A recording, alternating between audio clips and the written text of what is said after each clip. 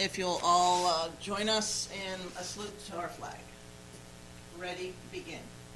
I pledge allegiance to the flag of the United States of America and to the republic for which it stands, one nation, under God, indivisible. If you'll all join us in a salute to our flag.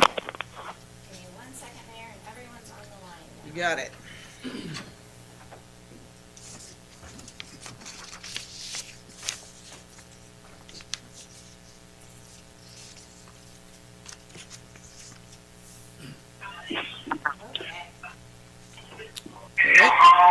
All right, we got somebody that needs to mute out in cyber world.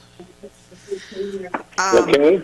Members of council and staff are participating in this meeting via the teleconference, and the council meeting is also being streamlined on city's website, YouTube, and Spectrum Channel 2. Members of the public will be given the opportunity to address the council during public participation, as well as during the presentation of public hearing discussions. The city clerk will provide additional details and instructions once we near the public participation section of this meeting. Roll call, please. Councilmember Larson, Yes. Councilmember Ariano, The council meeting is here. Streamlined. Councilmember Nazrati, Yes. Councilmember Esquer, Yes. Mayor Bublak. All present, yes. Declarations of conflicts of interest. No. So for the sake of how we want to operate this, do you want us to permit a facility don't have any kind of thing like this? Let's do a roll call of declaration of conflicts, yes or no, please. No. Councilmember Larson, No. Councilmember Ariano, No. Councilmember Nazrati, No. Councilmember Esquer, No. Mayor Bublak. No, thank you. All right, we'll get through this. We'll have closed session at the end of this meeting, so we'll move forward with approval of agenda as posted or amended. So moved.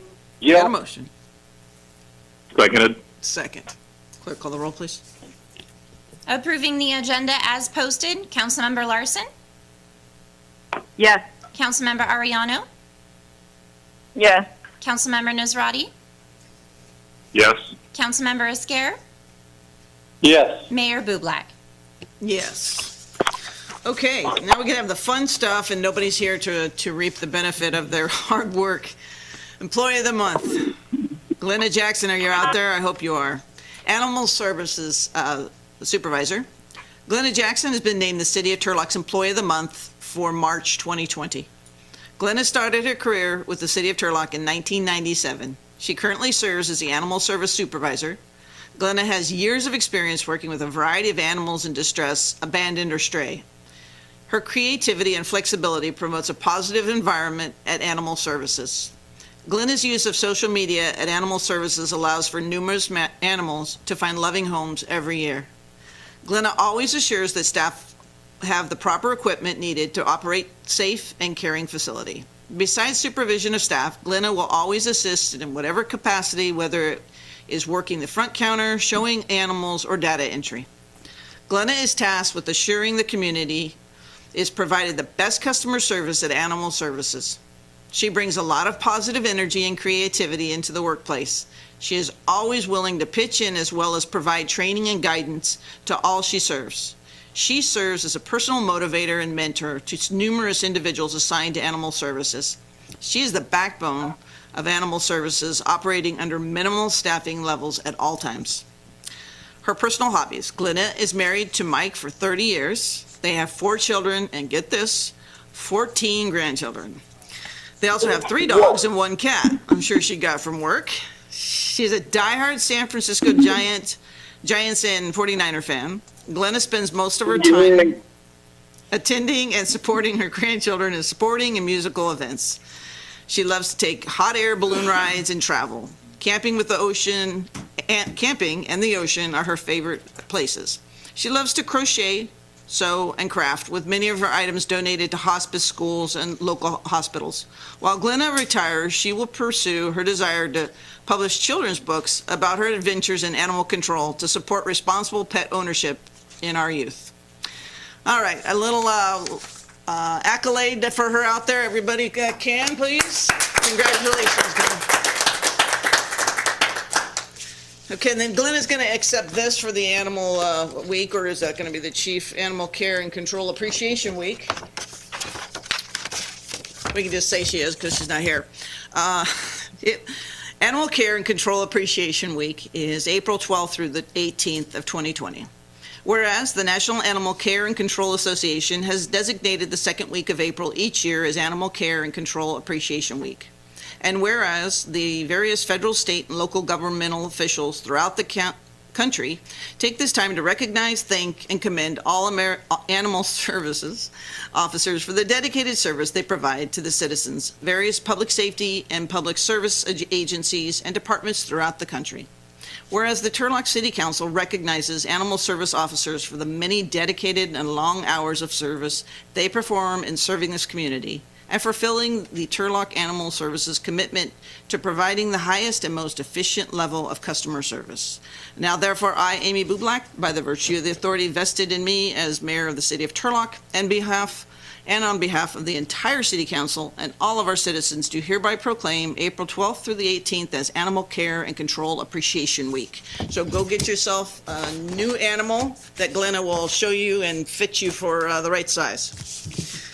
And finally, National Telecommunications Week, which is April 12th through the 18th as well. Whereas emergencies can occur at any time that require police, fire, or emergency medical service. And whereas each day, over 500,000 public safety telecommunicators answer desperate calls for help, responding with services that save the lives and property of American citizens in need of assistance. And whereas public safety telecommunicators are the first and most critical contact our citizens have with emergency services. Whereas the safety of our police officers and firefighters is dependent upon the quality and accuracy of information obtained from citizens who telephone the City of Turlock Public Safety Communications Center. Whereas our public safety telecommunicators serve our citizens daily in countless ways and deserve our heartfelt appreciation. Now, therefore, I, Amy Bublak, by virtue of the authority vested in me as mayor of the city of Turlock, and on behalf of the entire city council and all of our citizens, do hereby proclaim April 12th through the 18th of 2020 as National Telecommunicators Week. Thank you all, dispatchers. We appreciate you. Mayor, Yes. Chief Amirfar would like to say a few words. Oh, nice. I'm going to go ahead and unmute the line, and then if you'd like to tell when he's on. I'm sorry. Chief, are you out there? Yes, please let me know if I'm too loud.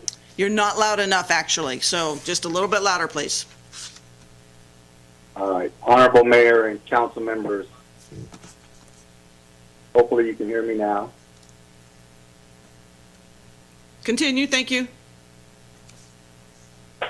Very good. First of all, I want to congratulate Supervisor Glenna Jackson on receiving Employee of the Month. She is an outstanding individual, and without her, there is no way we could have the animal control department that we currently have in place, with her dedication to not only her staff, but also to our community and all of our pets. She ensures their safety at all times. And I congratulate her on her Employee of the Month.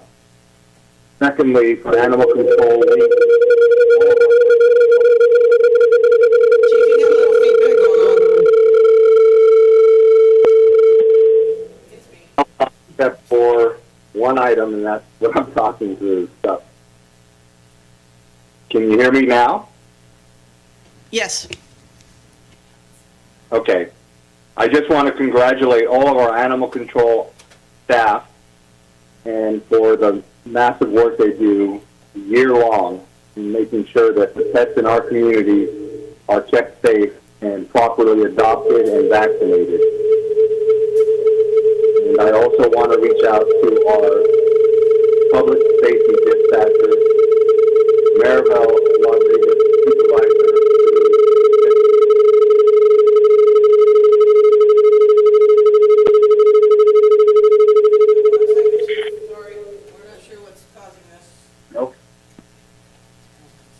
No problem. And I just want to say thank you to all of our dispatchers and our supervisors that have worked tirelessly to ensure that our comm center is staffed under these tremendously critical situations. If it wasn't for our dispatchers, safety of our community and our officers and firefighters would be at risk. I want to thank them from my heart and appreciate everything that they do. That's it. Thank you, Chief. I'm sure that Glenn is appreciative of working with you all this time, and we all know that she does a great job. You can see some cute pictures on all the Instagram and things, so we appreciate them, and obviously dispatches. I've spent many years working with them. I know how valuable they are to getting you where you need to be, and they're out there right now not getting many breaks, and we appreciate what they're doing for us. We will move on to public participation. Madam Clerk? Thank you, Mayor. Members of the public will be given an opportunity to address council on items that are within the subject matter jurisdiction of the council and on any item on tonight's agenda. For items listed on the agenda, we ask that members of the public please defer their comments until that item is heard by the council. For those who are interested in addressing the council, please press star 5 once the mayor opens public comment and before she closes public comment. Members of the public will be allotted 3 minutes for comments, and comments will be taken in the order of which they were received. When it is the member's turn to speak, they will hear an automated prompt indicating their line has been unmuted, and that is when the 3 minutes will begin. Lastly, we request members of the public who choose to address the council to please state their first and last name should any follow-up be needed, but that is not mandatory. Excellent. Okay, I will open the public participation, and you can run it from there.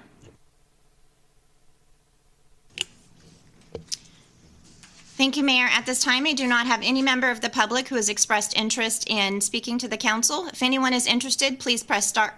Okay, very good. I actually have one member of the public that has indicated interest. We have member of the public, Mr. Milt Treeweiler.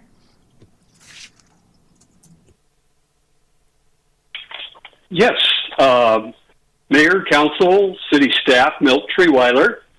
I know we don't enjoy this COVID-19 situation that we're in, but especially myself, but I do make it to the post office, I make it to the stores, and I get my walks in. I take all the precautions we're supposed to take. Tonight, what I would like to do, Mayor, is just have consent calendar item 6G pulled for further comment at that time, and I'll wait until that time to speak. Thank you. Thank you, Mr. Treeweiler. Are there any other people online? Thank you, member. There are no other members of the public that have expressed interest in speaking. Actually, I take that back. Thank you. At this time, Ms. Terry Shaver, you'll be on the line.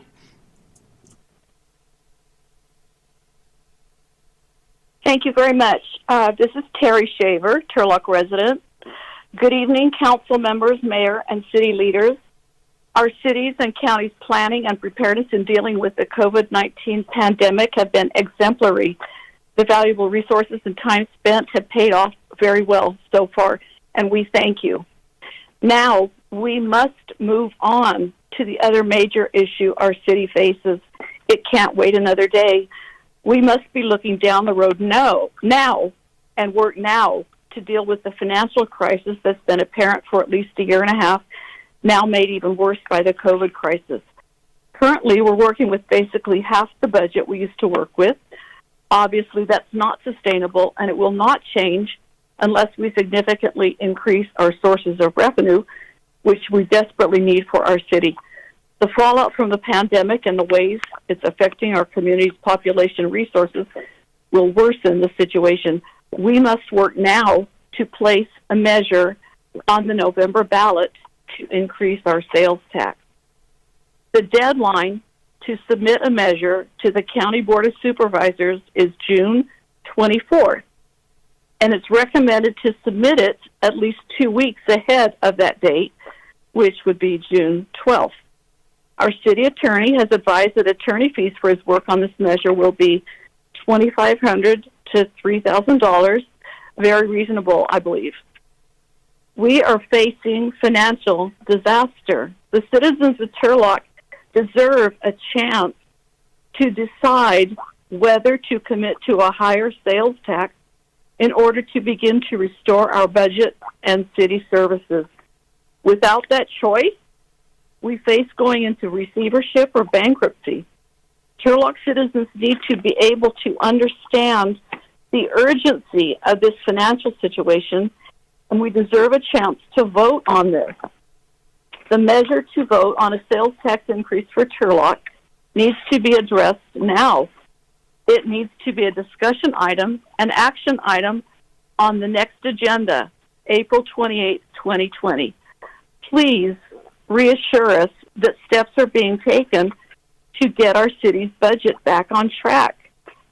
My question to our city leaders tonight is, will the proposed ballot measure be on the April 28th City Council agenda? Thank you.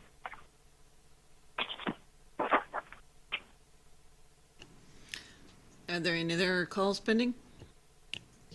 Thank you, Mayor. I have no other members of the public wishing to speak.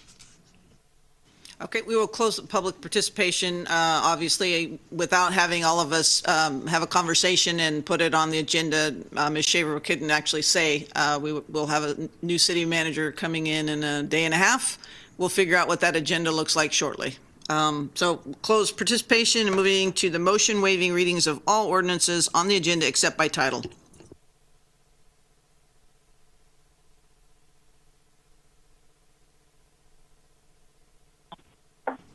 Looking for a motion. So moved. Move, Gil speaking, move to accept. And seconded. Seconded by Nicole. Councilman Machado. Oh, all right, you take it. All right, we got a motion and a second. Clerk, call the roll, please. Thank you. We'll give the motion to Councilmember Esquer and the second to Councilmember Larson. Councilmember Larson? Yes. Councilmember Ariano? Yes. Councilmember Nisrati? Yes. Councilmember Esquer? Yes. Mayor Bublak? Yes. On to consent calendar, we have items 6G and 6L being pulled off of the consent item. Are there any others to be pulled off separately? Can we do H too? We can do whatever you'd like. H. All right. So we have G, H, and L as in Lincoln. Any others? If not, then I need a motion for the remaining ones. Move to approve consent as amended. And, I'll second and seconded. Ariano. Just never give up. With the second. All right. Clerk, call the roll, please. Adopting the amended consent calendar, Councilmember Larson? Yes. Councilmember Ariano? Yes. Councilmember Nisrati? Yes. Councilmember Esquer? Yes. Mayor Bublak? Yes, passes 5-0. First item to be pulled off is item G, extending the adopted fee deferral program for the Capital Facilities Northwest Triangle Specific Plan. And that will be Mr. Bray? No. Yes, Mr. Bray. And Mayor, if it's Yes. okay with you, I'll leave our members of council unmuted for the time being, since there are various members that have requested items be removed for separate consideration. I just ask that they mute themselves until they're ready to speak. Okay, you guys are on your own honor for muting, and I'll try to do it myself.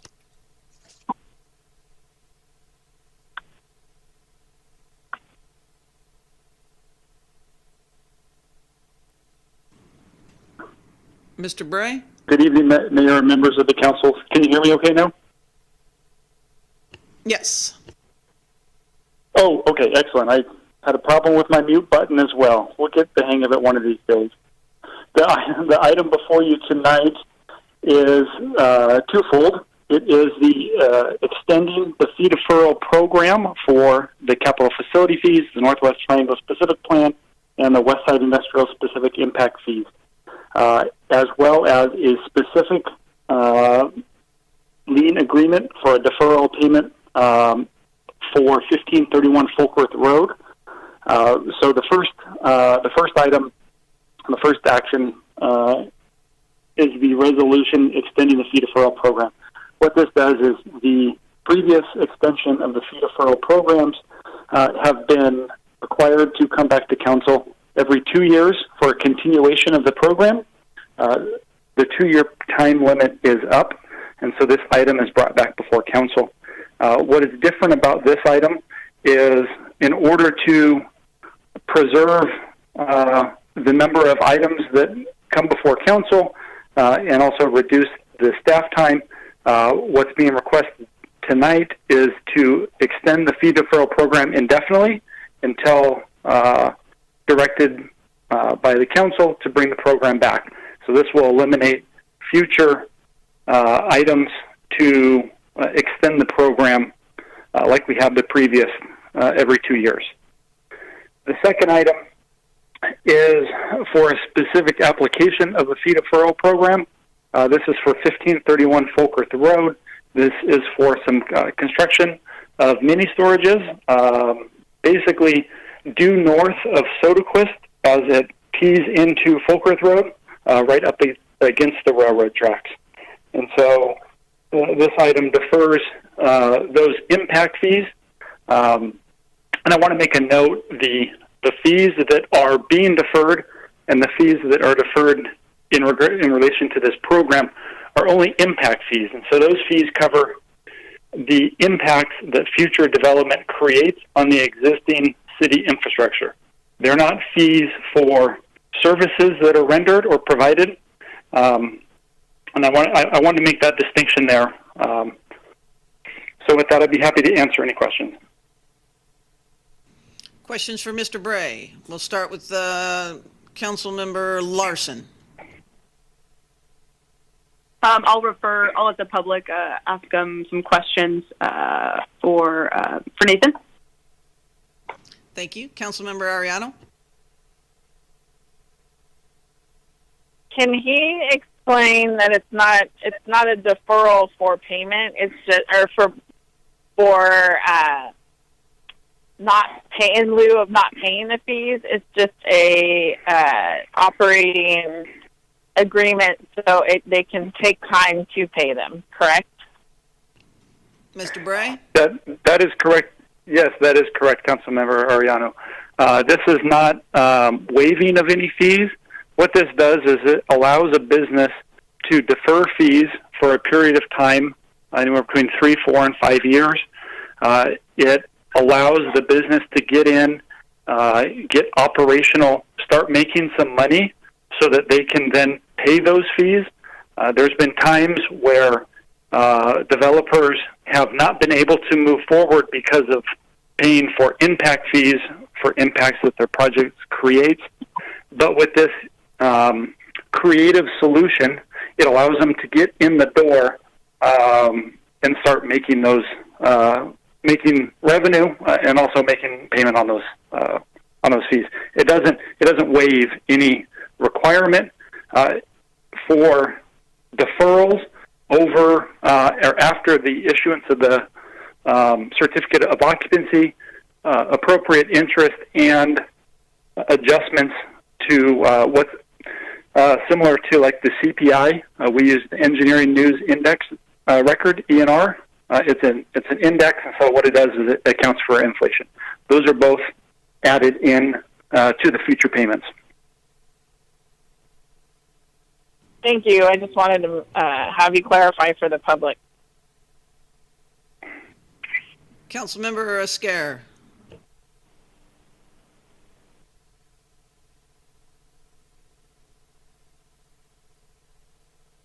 Yes, sorry, I'm still on mute. Okay, I just wanted to pull because I want to make sure that one of my constituents had the chance to get clarification on some of the options and how the fees were enacted. So that's why I asked it to be pulled. And I'm going to defer the questions to Mr. Treeweiler. Vice Mayor? No, let's hear from Mr. Treeweiler. with that, I will go ahead and open it to the public for participation on this subject and leave it with the clerk. Thank you. Mr. Treeweiler, you're on the line. Yes, Mayor and Council, I hope you can hear me at this point. Milt Treeweiler. I didn't get it muted, so I do believe you can hear me, correct? Would someone say yes? Yeah. Thank you, Andrew. Okay, in this item 6G, which starts on page 103 in your agenda, I want to point out that the number one choice of the three choices the developers can select is fees 100% can be deferred to occupancy. And there's no stipulation that they must pay any interest on their deferred capital facility fees. In borrowing money to cover capital facility fees without paying any interest to borrow the money, regardless of how long it takes to complete a project, I think you can see that every industrial and commercial development will select number one. In number two and the number third choices, they're required to pay interest on the deferred amount within a time limit and at a defined interest rate, subject to the Engineering News Record Index charges, as well as compound interest. Mayor and Council, now, how in choice one are you protecting the city of Turlock if the development goes bankrupt? They would not only not have to pay any fees, but they would also not have to pay any interest on the money they're borrowing from the city. I believe you should add an interest on the fees they're deferring, because even if they finish the project, the city of Turlock is losing out on the interest we would earn if that money were in the CFF account. Maybe we could state, for number one, fees can be deferred to occupancy. The deferred amount will be subject to Engineer News Record Index charges, as well as compounded interest. Interest would be set by averaging the time to occupancy of the interest earned by the city, as published in the State Controller's Office Local Agency Investment Fund, which would be the same as what you have down for 2 and 3. So I'm just asking, Mayor and Council, there are too many risks for our city to lose money on the choice number one, the way it's been presented. Please be fiscally responsible as our mayor and council members, and just have this taken care of. Thank you. Thank you, Mr. Treeweiler. Are there any other calls pending? Thank you, member. There are no other calls pending. If any other member of public would like to speak regarding this item, please press *5 now.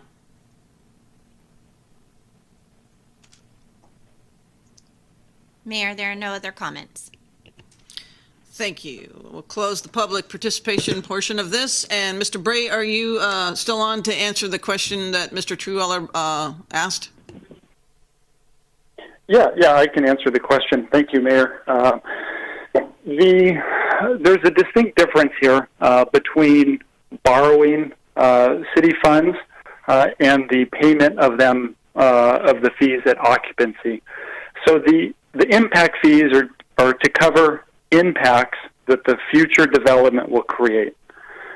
So it is reasonable to assume that if a development goes forward and goes bankrupt before they are able to build their project and occupy their project, they've created no impact. So the fees that they would have paid are there. Basically, we've collected those fees for some future impact that won't be realized with this project if they don't go forward. And second, the payment of the impact fees at the time of the issuance of the building permit or at the time of the final occupancy really is more of a process related procedure. I don't think that when the program was set up, it was ever intended to collect interest between the time period of permit issuance and permit issuance and occupancy of the building. We want to make sure that developers are fully aware of all of the fees before they secure the funding and before they decide to move forward with the project, so there are no surprises in the end. So that is why we identify what the impact fees are at the time of the building permit issuance. I spoke about a little bit earlier, the payment of the impact fees, there really isn't an impact yet. And so in order to roll up all of the costs of the project into their construction loan, that's why we've identified the payment of the impact fees up front. I hope that answers your questions, and if not, I can hopefully clarify them some more. Any of my colleagues have any questions or comments? Yeah, I think I have a question just to be more specific about this engineering news record index. Options 2 and 3 reference the deferred amount being subject to that. The first one, the defer until occupancy, does not. Is there a purposeful exclusion on that first option? Sorry, can you repeat that last part of your question, Councilmember Nasardi? Yeah, did we intentionally exclude the subject to engineering news record index changes from the defer until occupancy? Yeah, I got it there. Sorry. We did. So the reason is our fee programs are updated in accordance with the ENR, Engineering News Record Index. That is updated on a quarterly basis, so 4 times a year. So if we were to identify what the costs of the impact fees are in the overall building permit for a developer, and it takes time to get the financing, it takes time to move forward with all of their permit documents, there's a chance that they could have identified a certain amount that now when they go to move forward, that amount has increased or decreased, typically increased though, that can cause some issues with their financing. And so to that extent, we've left off the interest, we've left off the index of those fees, and again, because they're not creating an impact yet.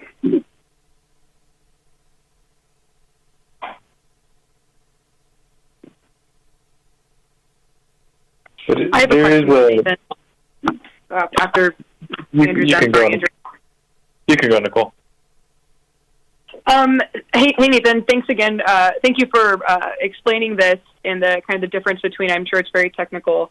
The typical time frame when something's being developed and when the developer or business wants to get people in there, and when they start having occupancy in their building, is that a typical time frame for when developers start paying those fees? I'm just wondering, because the difference between option 1 and the 2 other ones, including the difference of interest in using the index, it seems that number 1 could give us the money sooner. And I'm wondering if that's the reason why we don't have any interest attached to it, and also the index, because it kind of incentivizes developers to provide their payments when the occupancy threshold is hit, thus those impacts that they're being charged for are actually happening. So do we see that people who utilize option 1, they actually pay sooner, obviously with less interest, but they pay sooner than options 2 and 3? Yeah. So people that would utilize option 1, they are going to pay sooner just because it is before they occupy, as opposed to a year, 2 years, 5 years down the road. So we do receive those monies sooner. Most people who utilize this program, most developers, I should say, that utilize this program, are your larger developers that have a substantial capital improvement fee. The item on the agenda tonight for the mini storage is $551,000. That's a little bit on the larger side, but those are the types of projects that we see that utilize this program. Most developers, most people that pay these impact fees, they either pay them upfront or they utilize one of the longer fee programs. And again, that's when the developer gets their construction funding. If they're identifying the cost of the impact fees with their construction funding, they typically just cut that check and basically get it out of their hands, so that's one less thing that they have to worry about. So more often than not, we receive payment of our impact fees at the time of permit issuance. Thank you. Can you talk a little bit more specifically about kind of our protections in the event of bankruptcy for items 2 and 3, since it's not, we could have people occupying these buildings. It could go 5 years into the future. There will be some impact associated with it. But if the project were to go bankrupt, what assurances will we have that those fees are collected? Yeah, I can definitely explain that. So for the life of this program, it's going on a little bit over 10 years. We've never had anyone go bankrupt or not be able to pay their fees. There's been a handful where we've had to work with them a little bit, but it's never been an issue where it hasn't payment hasn't occurred. What the action does, what the item does, is it creates a lien against their property, and so much like if the city were to do weed abatement on someone's property, and we sent them notices, they weren't able to do it. The city crews had to go out and do it. We place a lien on their property that's either collected with property taxes or it's collected when the property sells. And so we've never had to go down that route, but it's handled the same way. So our interests are covered. Every once in a while, I think this council's seen a couple of them, we have a subordination agreement that comes. I don't want to get confused between the two because they're two very different topics. But when we would subordinate our loans, it's typically the payment of the impact fees that we're deferring to a later date. And so typically we're in first position to get paid. So I hope that answers your questions. Yeah, that does. Thank you. It's really weird not being able to see eye contact, so I apologize. Any other questions or comments by my colleagues? Yes, just... Can I chime in? Who? Is that me? Am I on mute? Okay. I wasn't sure if I was still on mute or not. So, okay. Nathan, just for clarification, I understand part of the problem that Mr. Treeweiler is looking at is the wording. How it just blanket says fees 100% can be deferred to occupancy. Leaves it pretty open-ended, and I understand that we've yet to have any issues. Is there any way we can maybe shore up the wording just a little bit stronger so it's more clear? Just in case, in the event of a possible issue arising.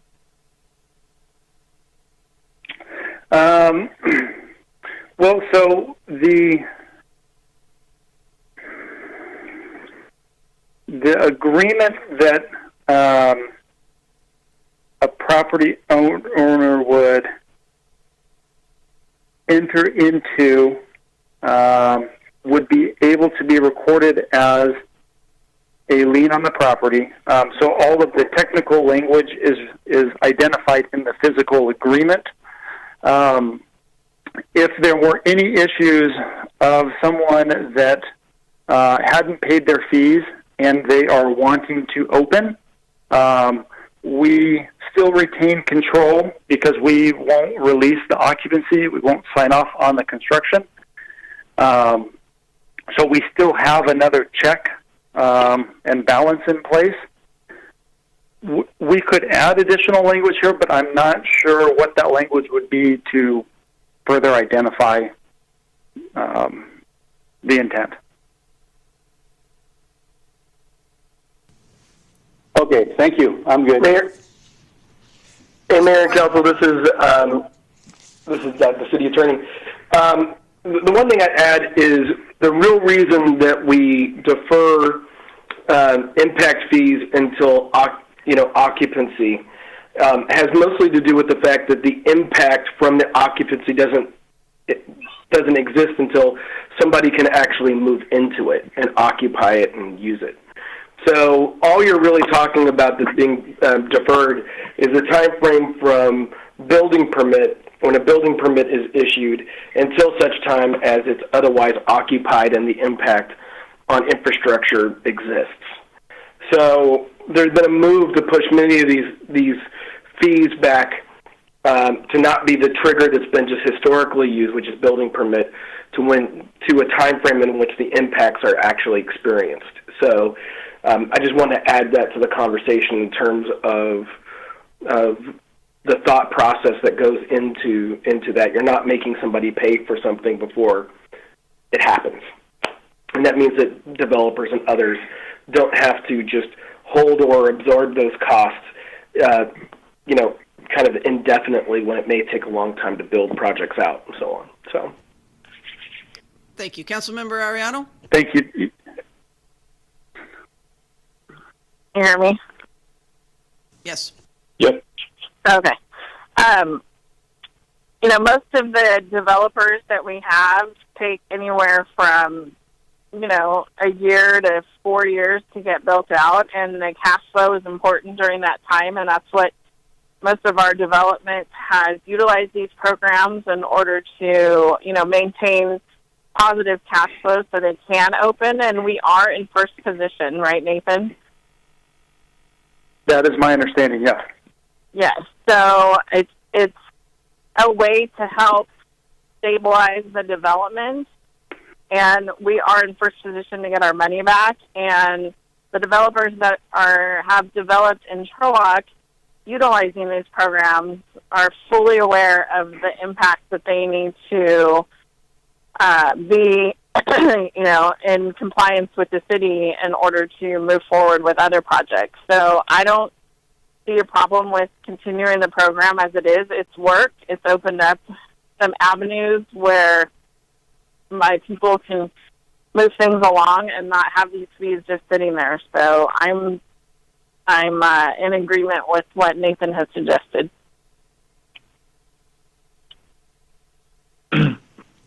Okay, if there's no other questions. Okay, I think Go ahead.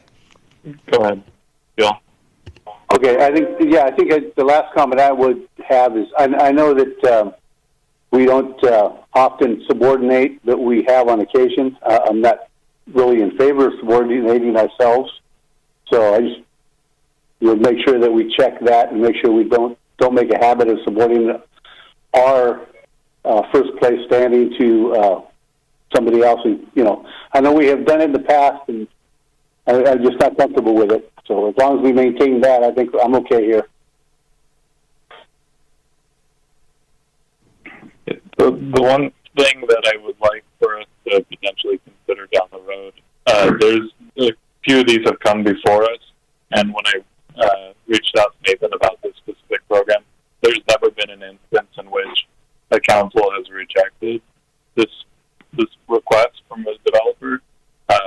I'm in favor of doing anything that we can to make these programs as efficient and streamlined as possible, and without any real concerns related to the finances of it and the need for the money being available up front. I would be in favor of kind of delegating out the authority to approve these out to the city manager and director without having it to come before council. This would be speeding up the timeline for development, and for projects like this, anything you could do to speed it up makes the cost of development cheaper for them. Okay, Mayor, will we be doing these separately or together? together. Okay. In that case, move to accept resolution and motion. Seconded. You hear me, Jennifer? Got Yes. Or are you going to give that to Becky? Thank you. I have a motion by Councilmember Esquer and a second by Councilmember Nisrati. Thank you. Councilmember Larson? Yes. Councilmember Ariano? Yes. Councilmember Nisrati? Yes. Councilmember Esquer? Yes. Mayor Bublak? Yes, passes 5-0. We're moving on to item 6H.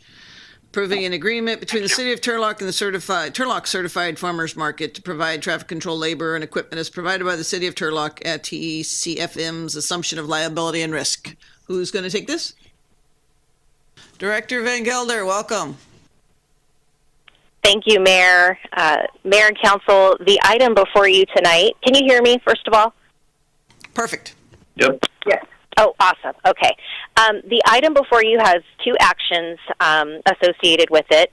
The first action being the approval of the agreement with the Turlock Certified Farmers Market to provide traffic control, labor, and equipment.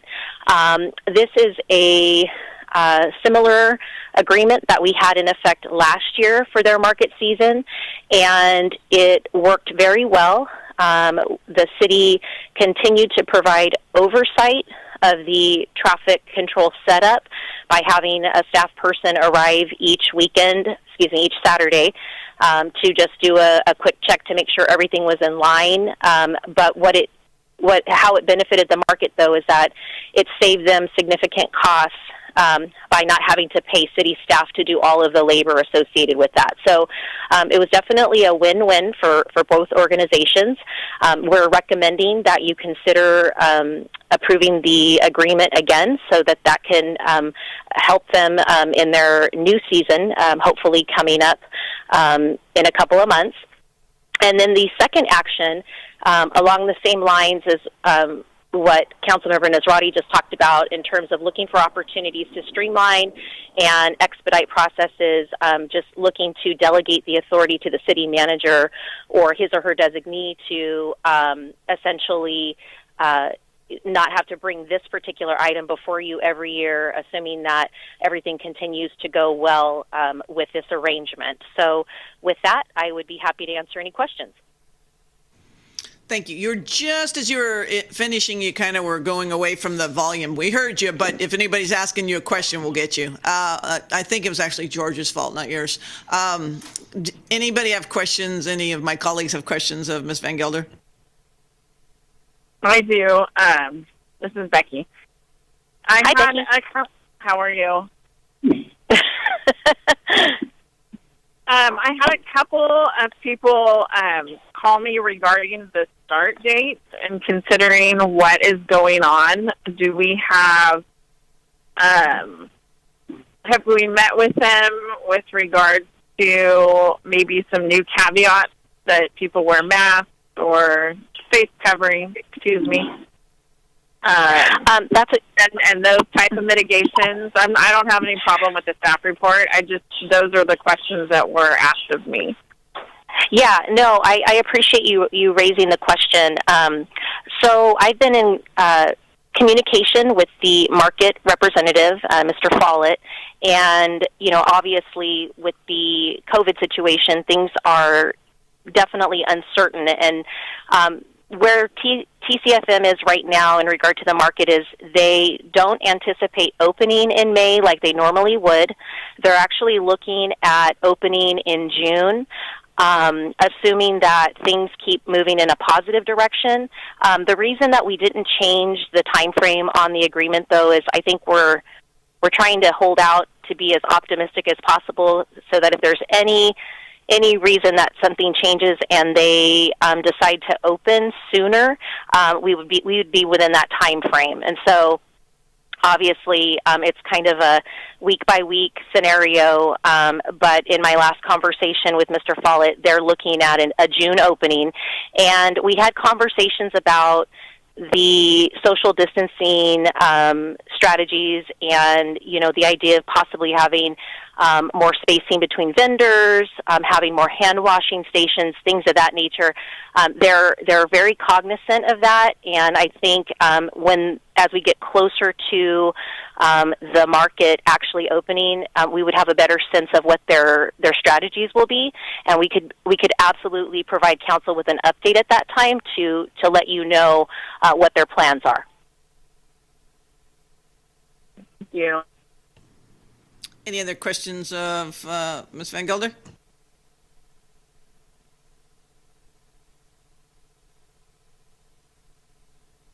All right, I will open it to the public regarding these two ideas with the TCFM. Are there anyone pending on the calls?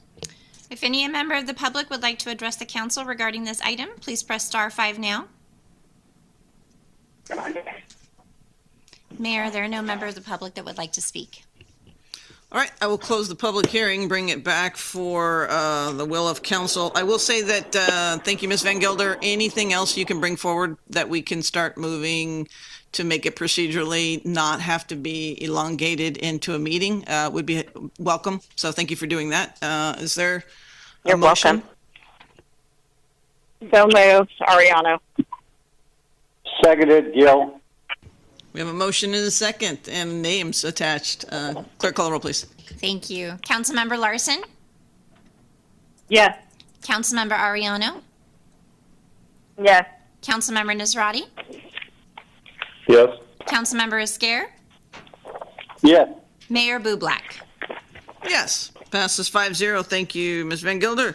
Moving on to item 6L, which is rescinding resolution 2013-013 and adopting the amended personnel system rules and regulations, specifically section 14.05 regarding employment of relatives, anti-nepotism policy, and conflict of interest living arrangements relating to city employment. And that will be our chief? Oh, Mr. Cook, sorry. Mayor, before we start there, can I make a personal request? If you need to go to the restroom, that's okay. Yes, what Well, did yeah, you need? and also, I'd like the Jen to turn up the air, please. I love it. Thank you. Good job. Good evening, Mayor and Council. I'll be brief because I have both public safety chiefs here who've helped me put this item together. But right now, the city's personnel rules do not allow two relatives, or as relative is defined, to work together in the same department effectively, particularly if they are already working together and develop a relationship. They're allowed to continue, but they're reassigned in some shape or manner. But an existing employee, one of his or her employees, cannot be hired to the same department for fear of nepotism. However, there are plenty of ways each department can manage that relationship to make sure there's not a subordinate supervisor relationship, because really that's the concern with nepotism. So if you have two firefighters happen to be brothers but work at different firehouses and they're on the same shift, that would ordinarily be acceptable. Right now, under our current policies, they can't even be hired because they're existing relatives. So what this does is gives, particularly in the fire and police area, a little bit of flexibility. They have large departments where they can keep relatives apart, where there's not a supervisor-subordinate relationship, so they won't be making decisions about hiring that person, evaluating that person, recommending pay increases, or recommending their work assignments, but it does allow them to be at least in the same department as somewhat co-workers. So with that, I'd be happy to turn over to either the police chief or the fire chief to explain the situation further. Chief Carlson.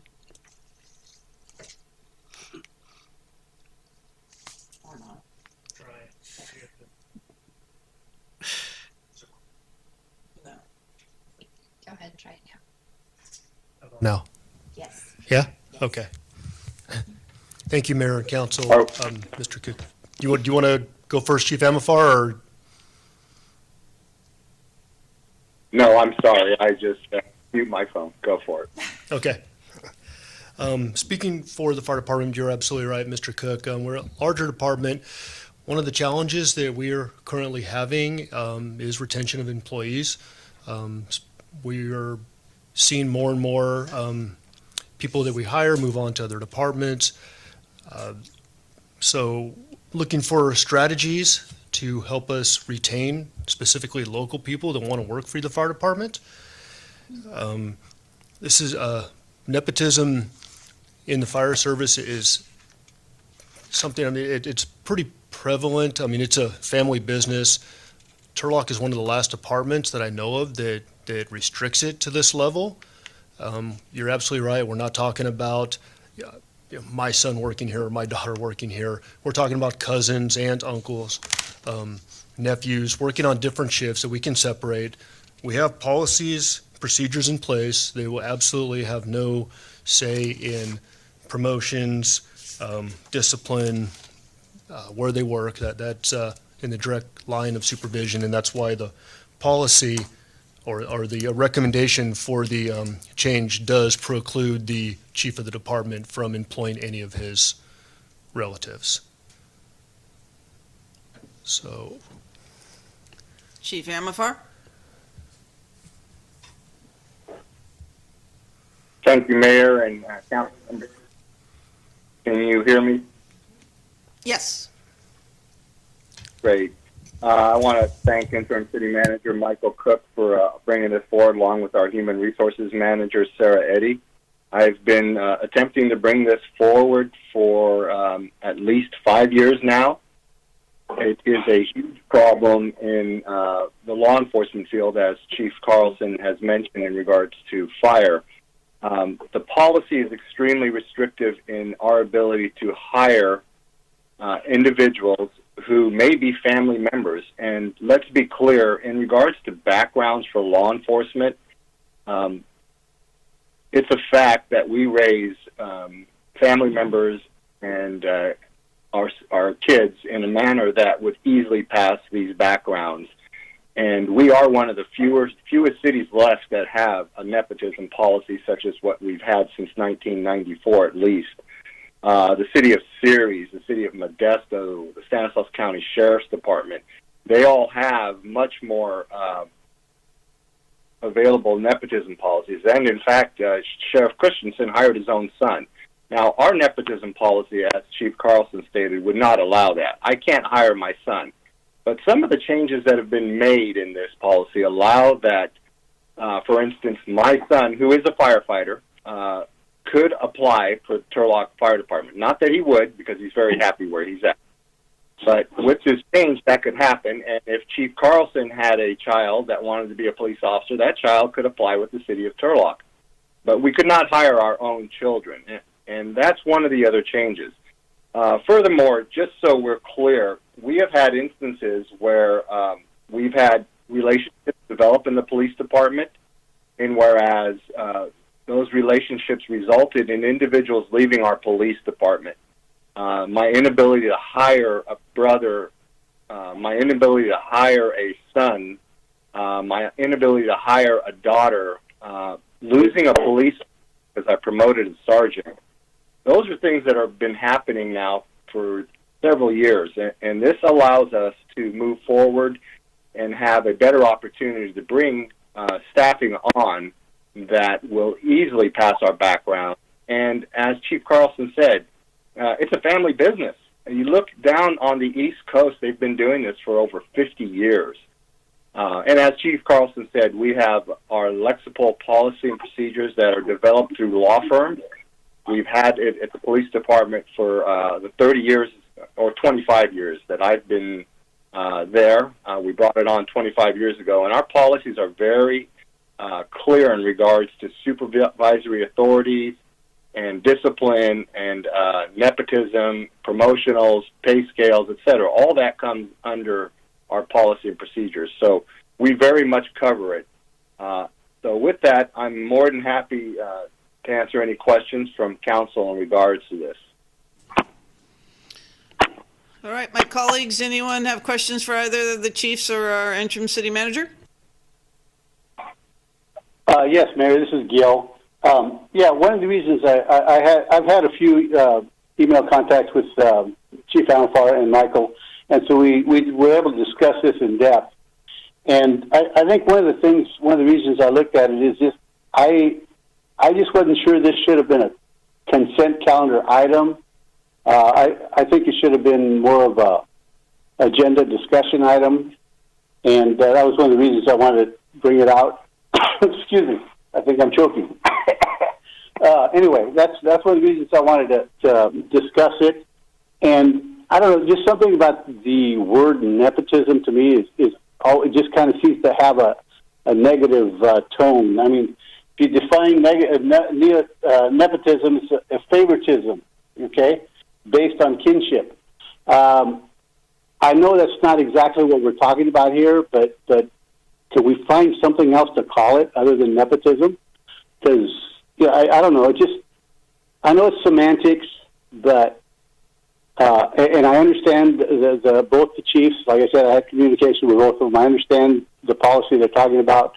I understand the safeguards that are put in place, and like I said, my main concern is I just thought this should have been more of a discussion item than on the consent calendar, and that was my main point. Thank you.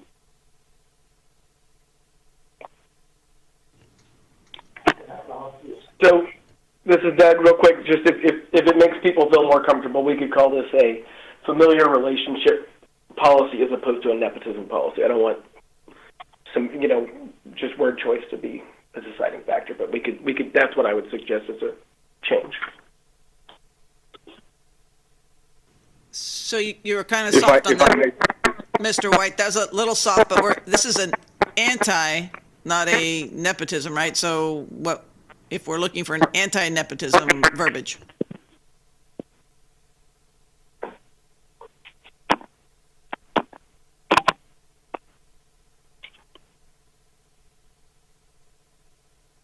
Hello, you guys still there? Yeah, I think. If you don't mind me saying something.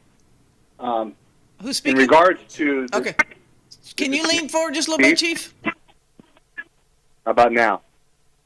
Perfect. Can you hear me? Okay, great. As the mayor said, the policy relates to anti-nepotism, and nepotism is defined in the government code, California government code. So, the terminology is a legal terminology, and the fact of the matter is it was developed. There are several states that make nepotism illegal. The state of California does not, and allows for the policy. And I would ask Attorney White to speak more on it. But the language is clear. I don't see a need to change it. And the only reason this was put on consent was it didn't consist of large dollar amounts, and it wasn't anything sneaky. It was a clarification of what other municipalities have been doing for years, and the city of Turlock has been falling behind on, which has impacted public safety's ability to bring on qualified staff.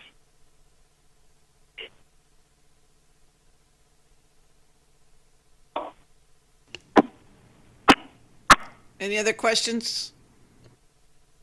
Yeah, no, I just going to say, and it was not so much as thinking that it was sneaky. I was thinking that it would have been something that we would have wanted to bring out. I mean, we get accused of stuff all the time, not being transparent, and I think this is a worthy. I mean, the idea itself, I think, is worthy. Like I said, my concern was just having it on the consent calendar instead of a discussion item. That was my main concern. We're going to pause for just a second here. I guess YouTube feed got lost, so can you hear? You disappeared. What's that? I said, you disappeared. I can't see you anymore. Okay, just give us 1 second for this difficulty moment. George, YouTube killed us.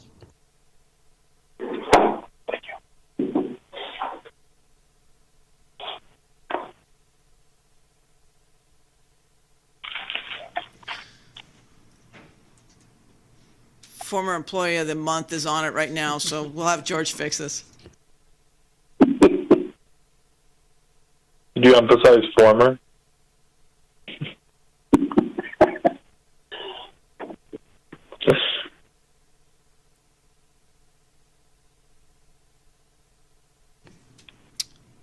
Andrew, tell us a joke. So since he's going to be working on that real quick, just announce if it comes up, if you see it on YouTube now, and then we'll go ahead and open it to the public while we're doing that, because they don't need to see us per se to talk to us. So, Clerk? Thank you, Mayor. At this time, I have one member of the public on the line wishing to speak regarding this item, Mr. Milt Treeweiler. Yes, Mayor and Council. I'm not looking at this in the context of public safety, but as it's been explained, I would be concerned, or much more concerned, in the position of finance. With the cannabis industry, we're going to be having cash floating around at times, and I hope this would not permit two relatives to work in this department where there's money, or any department in the city of Turlock where money was involved, or where things could be taken or missing from the city. So that's where I would be concerned about this. Does this include just public safety, or is this saying that anyone in any department in the city can work in close contact? So please explain that. Thank you. Are there any other people that are online? If there's any member of the public that would like to address the council regarding this item, please press *5 now. Mayor, there are no other members of public. I will close the public hearing, and Mr. Cook will answer that question. So two people within the same department could work together, but they cannot share a supervisory subordinate relationship under the new policy. And another word for nepotism is bias. So we're saying we want to be against, anti-bias. So that we can put it any way you want, but we're trying to say that there's going to be some leverage. You're not going to have two police officers working the same shift and end up having to go to a call together and be horrified by what they see. So that we do understand that things are going to happen, but we're trying to be able to get more people here. So council, comments, questions, or what's the will? I think one point of clarification for what Milt was saying, this is amending it specifically to allow for family or partners to be hired within only the public safety departments. That's correct. There still is that policy in effect for all the other departments. No, this would affect, this is a citywide policy. It's a little bit more restrictive in the general area versus the public safety area. The difference with the public safety area, they have very strong departmental policies that control employee behavior. And so if there is a concern about bias or favoritism, they can address it through their normal departmental performance and discipline policies. And even obviously in the city itself, we have other rules and regulations related to appropriate employee behavior that could address if there was a particular instance of a bias or appearance of a conflict of interest. But this is a citywide policy. And this is Doug. I mean, we would want to have a policy that is consistent throughout the city. We wouldn't want to have, it'd be very difficult to enforce and create inconsistency. So it is our recommendation that the policy be consistent throughout the city. Chief Amafer? Yes, thank you, Mayor. I just wanted to comment that if we look inside our packet and the changes are specifically for the public safety areas. In addition to that, there is a change in the section that states city manager and city attorney cannot hire their family members. Also, in another section, relatives of department directors can be hired for other departments. In other words, I can't hire my son, but I can hire somebody else's son, daughter, niece, etc. So those are the changes that are made, but the majority of the rest of the anti-nepotism policy remains intact. And as the city manager, interim city manager stated, we have over 6 different pages of supervisorial responsibilities and discipline responsibilities in regards to how this is managed in public safety. That's about it. Thank you. So what's the will of council? Yes, Mayor, this is Gil here. Yes? Okay, no, just want to say, like I said, I had a few different communications with both chiefs and Michael, and appreciate the information that I gathered from them. And so at this time, I would move to adopt a resolution. Can we have a motion? Seconded. Motion and a second. Clerk, call the roll. Councilmember Larson, Yes. Councilmember Ariano, Yes. Councilmember Nisrati, Yes. Councilmember Esquer, Yes. Mayor Bublak. Yes, it passes finally after how many years, Chief? 5-0. Thank you. Final readings. Request to amend the zoning map of the city of Turlock, attached to Title 9 of the Turlock Municipal Code, Development 278, and establish conditions of approval. And is Ms. Quintero online?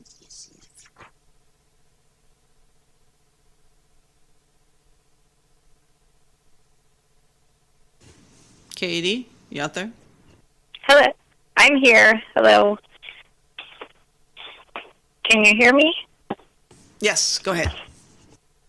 Okay, thank you. This item is the second reading for the project located at 1347 North Palm, Plan Development 278.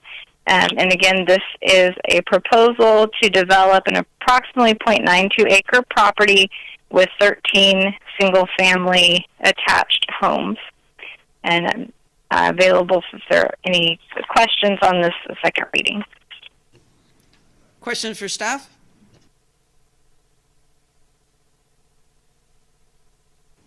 If not, we'll open it to the public. Madam Clerk? If any member of the public would like to address the council on this item, please press star 5 now. Oh, you got the volume. You got the volume all the way up. Mayor, there are no members of public that would like to speak regarding this item. Thank you. I'll close the public hearing, bring it back for my colleagues. What is the will of, we can have both accept the ordinance and resolution at the same time? Yes. Yes, you're making a motion?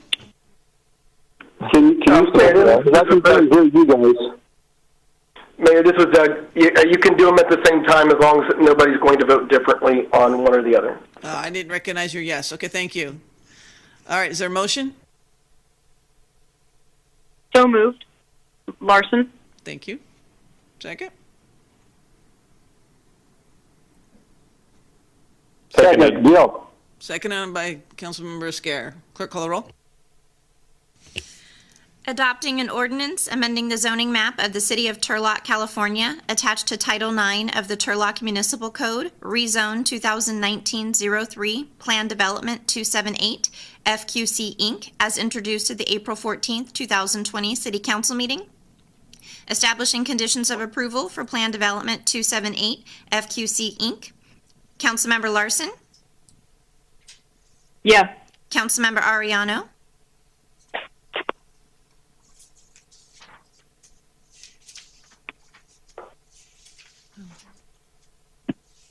My apologies, Councilmember Ariano. I didn't see that we dropped your call. Councilmember Ariano?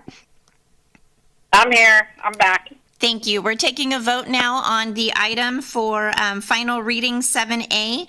Were you included in any of that conversation? Do you need us to catch you up to speed? I didn't hear one thing. Okay, so is the final reading from the item that was introduced to council on the March 24th meeting regarding the rezone 2019-03 and Plan Development 278. Deputy Director Quintero, can you give a brief overview as you did when you introduced this item, please, for Councilmember Ariano? Thank you. Sure. This item is the second reading for Plan Development 278. This project proposes to develop the 0.92 acre property located at 1347 North Palm into 13 single-family homes. The lots will range in size from approximately 2,000 to 3,000 square feet in size, and the project will be developed generally consistent with the medium-density residential zoning district standard. So this is the second reading of the item, which will accept the proposed conditions for the planned development if council so chooses. Thank you.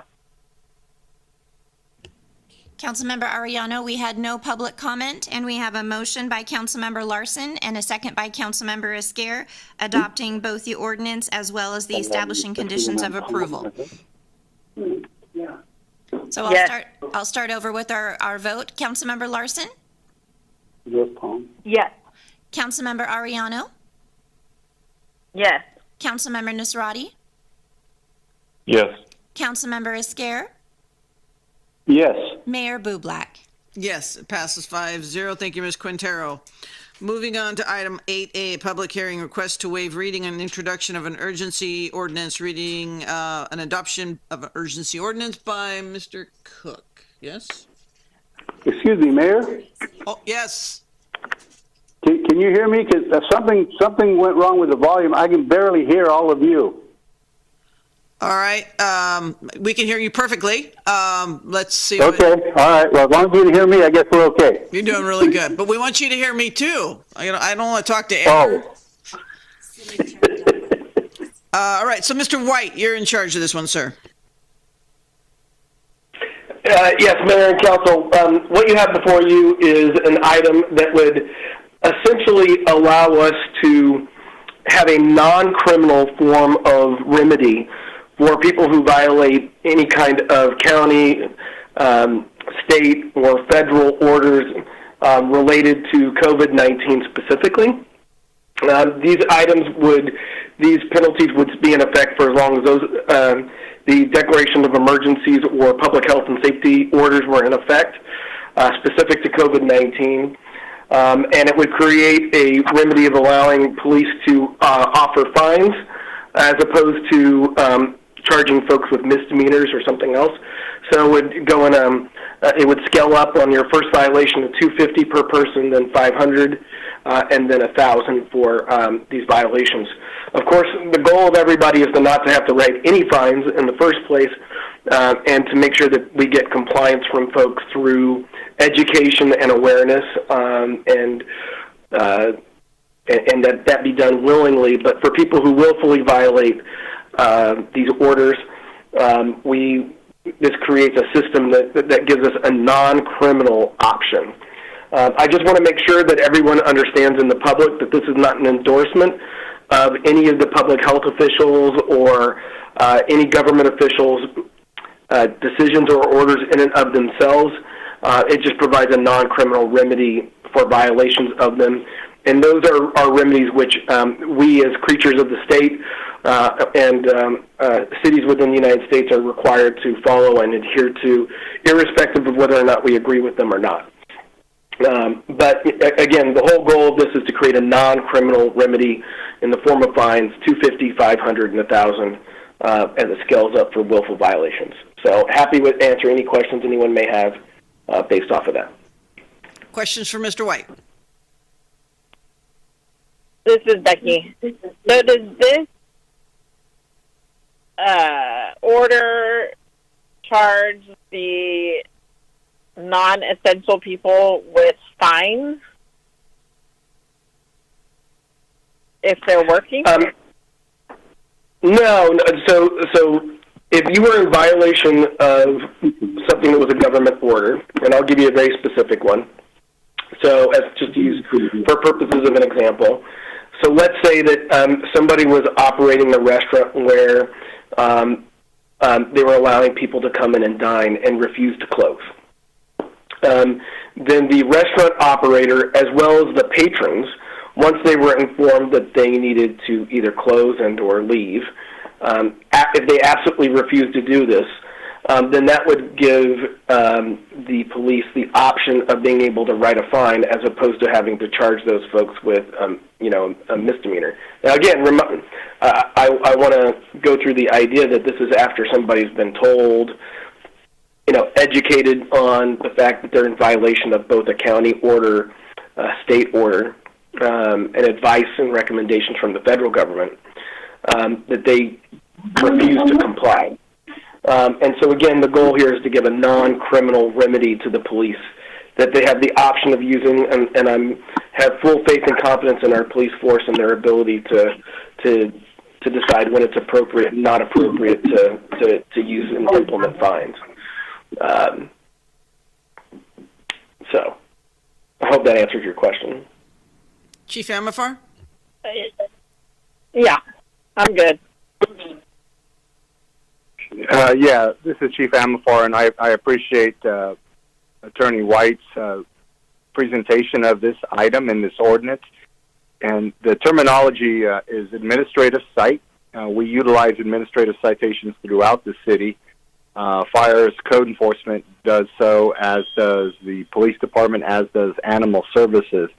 This allows not only the police department, but the designees that I put forth in the police department can be sworn or non-sworn, and also allows the fire chief to do the same thing. So this is a tool we all utilize if we have to, but we have been utilizing educational processes throughout the city, and it has been working excellently. I really do not intend to, nor do I want to issue these type of citations, but it is a tool to utilize administrative cites.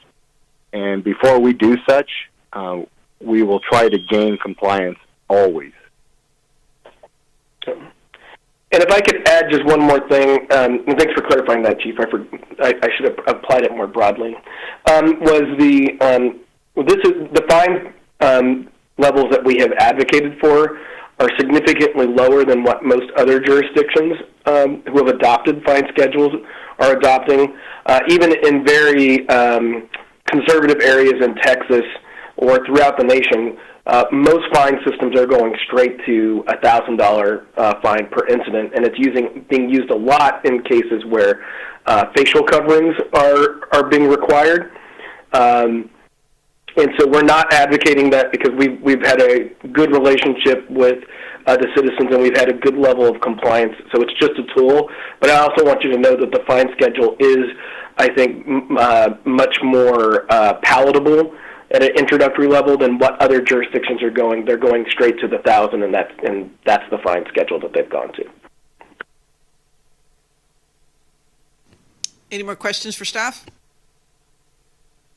Can I chime in for 2 seconds? Because I think we need to clarify this. So I got a call the other day that one of our Turlock PD had stopped a landscaper from mowing the lawn. Said that he was non-essential and that he needed to go home. But yet, 2 blocks away, our city crews, who were 6 deep with men working with no mask, were allowed to stay. So we need to get clear on what we're doing. And, I think my hairdresser is essential because I would like my hair to get done, but that's not realistic. So we need to be, I guess, clear on making sure that we're following the policies that we're implementing as well throughout the city. So.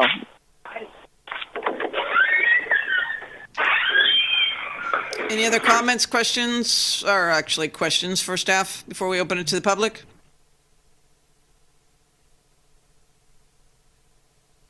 We'll open it to the public, Madam Clerk.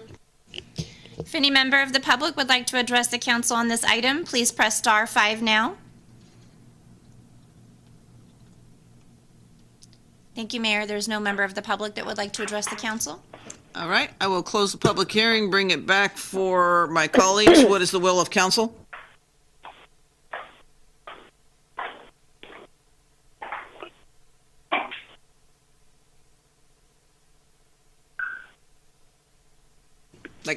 Motion to approve, Larson. Larson, you're introducing ordinance? Second, Gill. Yes. Okay, thank you. Sorry, there's a little delay there. All right, we have a motion and a second. Clerk, call the roll. Thank you, Mayor. Waiving reading and introduction of an urgency ordinance, reading by title only, waiving further reading and adopting an urgency ordinance of the City Council of the City of Turlock. 1. Adopting the Stanislaus County Health Officer's March 31st, 2020 order, directing all individuals living in the county to shelter at their place of residence. 2. Adopting the Governor's Executive Order N-3320, directing all individuals living in the state to shelter at their place of residence. 3. Adopting any subsequent orders that the Stanislaus County Health Officer or any other official of the state of California may issue to limit the spread of COVID-19 during the duration of COVID-19 state of emergency. And 4, ordering all individuals in the city of Turlock to shelter at their place of residence and setting forth enforcement rules. Councilmember Larson? Yes. Councilmember Ariano? Yes. Councilmember Nazrati? Yes. Councilmember Esquer? Yes. Mayor Bublak? Yes, it passes, and it looks like YouTube's off again, George? Yep. All right, YouTube's off. So that passed, and we're going on to action item 9A, which is a request to approve amendment number 1 to an agreement with the We Care and United Samaritans, and Ms. Pitt is prepared as we go on. Good evening, Mayor and Council. In light of the COVID pandemic and our efforts to address some of our most vulnerable populations, staff has consulted with some of our nonprofits who are out in the trenches and on the lines, dealing with some of the unintended but healthy victims of the COVID-19 pandemic. Those typically, in this case, are vulnerable seniors who are on fixed income and may not have transportation to reach out to get additional food supplies, as well as those who are managing one of our homeless shelters to provide social distancing and health protections for their guests. So the item before you is to amend the contract with We Care, who runs our it's a nonprofit association who runs the men's shelter here in Turlock, to add $24,000 to their CDBG public services contract and authorize the city manager to sign that document, as well as amending the United Samaritan Foundation and as a nonprofit and adding $26,000 to their 1920 contract and public services. And this one is to basically provide additional meals, and the United Samaritan, through its congregate senior meal site and how they deliver emergency food boxes to vulnerable seniors, is providing those services. And we would like to, as the city, do something and step up and be of assistance to them. So with that, I'd be happy to answer any questions. Thank you, Ms. Pitt. Are there any questions for Marin?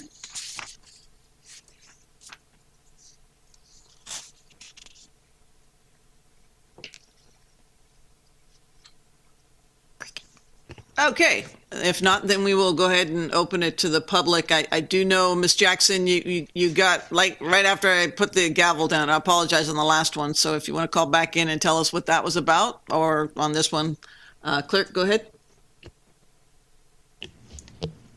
Thank you, Mayor. At this time, I will have Mary Jackson come on the line if she's still willing to or still wanting to comment regarding this item.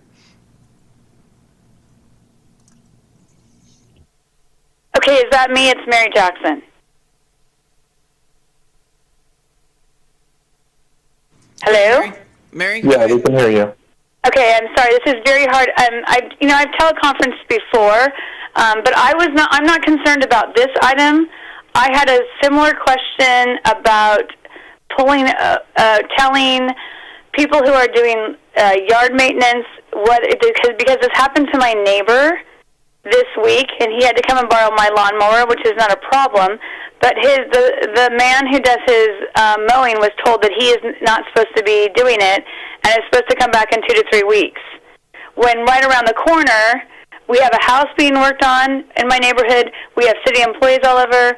We've got Other yard people, other maintenance companies are doing this. So my concern is not about United Samaritans or We Care. It's more about we need to have a uniform policy that is fair and equitable to everybody. And so this is on the last thing. So that's my comment, and I will probably send an email. Thank you. I want to, because this is hard to hear everybody. There's about a minute lag time from YouTube, which is what I was watching, so I apologize. No worries. Thank you for that. And you're an accessory to the crime then if, you hand out your lawnmower. I'm just kidding.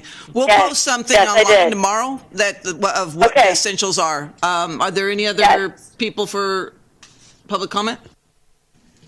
If any other member of public would like to address the council on this item, please press star 5 now. Thank you, Mayor. There are no other comments. Okay, we will close that public hearing, bring it back. What is the will of council for these two motions? Move to approve. Jill. I'll second. We have a motion and a second. Ariano, second. And Ariano, second. Clerk, call the roll. Councilmember Larson? Yes. Councilmember Ariano? Yes. Councilmember Nazrati? Yes. Councilmember Esquer? Yes. Mayor Bublak? Yes, they pass 5-0. We'll move on to city manager updates. Item A is Administrative Services Department, which is going to be Economic Development. Ms. Pitt. Yes, good evening, Mayor and Council. I wanted to give you a quick economic update relative to kind of what we're seeing right now out in the community, as well as a little information with regard to sales tax generation. So as you may or may not know, the City of Turlock's top 25 sales tax producers generate almost 50% of the city's sales tax revenue. And I will provide you a written version of my remarks, and I'll email those tomorrow and then give them to the clerk, and we'll put them also up on the website. But out of the city's top 25 sales tax generators, that currently there are only 4 of them that are closed, and 2 that have modified operating hours or have modified their workforce. This is good news for the city. We can't dig too deeply into some of this because we just don't know and have enough information at the moment. And on top of it, what we're seeing is some of our sales tax generators in the top 25 are there because of the sell gasoline, and gasoline has a sales tax associated with it. But as you can see from the price of gas in the last few weeks, the price per gallon has dropped, which also means the sales tax per gallon has also dropped. So with that, we'll just have to see. We're expecting our sales tax report for the Christmas quarter to be here in the next 10 days to 2 weeks, which will also help further inform the future budget discussions. I also want to share with you something called the WARN notices. WARN notices stand for Workforce Adjustment, Retraining, and Notification Act.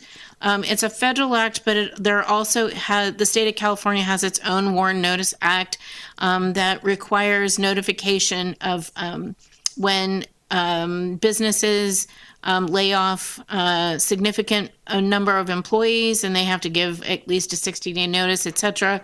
Although under this COVID pandemic, some of those rules have also been waived under the governor's order. We have received several WARN notices, and I will go through them quickly. We've received a WARN notice for 10 Pin Fun Center. That's 140 full and part-time jobs. Olive Garden Restaurants, 108 full and part-time jobs. Dust Bowl Brewing Company, 153 full and part-time jobs. Ross Stores DD Discounts, which are all part of the Ross Store family, 74 full and part-time jobs. Kohl's, 86 full and part-time jobs. Western Dental, 24 full and part-time jobs. CDS, which is the contracted sample company for Costco, 33 part-time jobs, and Goodwill Industries, and the number of jobs with them is unknown. This is a significant number of people that are now unemployed. The notices all refer to these as temporary furloughs based on the length of the shelter-in-place order. And there's an intention in the notice that all these folks will be rehired, but it does allow these employees to access unemployment benefits immediately given the WARN notice that's been provided. On a more positive note, we have under construction as the construction trades are exempt from the shelter-in-place order. So construction continues to move on in several different projects, which include the Blue Diamond Growers expansion, the Harbor Freight, Dutch Bros Domino's Pizza, Avena Bella, and Fairbanks Ranch as a few of the larger projects. In addition, that we have several tenant improvement projects moving forward in the commercial area. That includes Firehouse, Popeyes, Smart and Final, and just recently their tenant improvements been submitted and under review. But the old Long's Drugs site on Gear Road in the Save Mart Shopping Center will be another new Ross store, which they're closed right now and they have furloughed their staff. But it's certainly an indication of their belief in the strong economic viability of Turlock to not only come back, but also be working on a second, actually technically a third location here in Turlock. So looking forward in economic outlook, our unemployment until the middle of March was at an all-time low at 4.1%. And it ticked up to 4.2%, or it was up at 4.2% in January. But we were prior to this whole pandemic, we're seeing job growth at 3%. And even though the housing demand is kind of waffling a little bit, that the home prices remain strong. And that we'll just have to see what happens with the year-to-date tax collections for the state of California, which is their personal income tax, corporate tax, and sales tax. But those were all running below expectations. And now with the state allowing the deferral of tax filing till in July, which is in the new fiscal year, it's sort of unclear, and we're in uncharted waters as to what really the fiscal picture, both at the Fed and the state, will look like and what those implications will be for Turlock. But we'll keep staff informed and up to date on new information as it comes forward. And that concludes my report. I'd be happy to answer any questions. Questions for Ms. Pitt?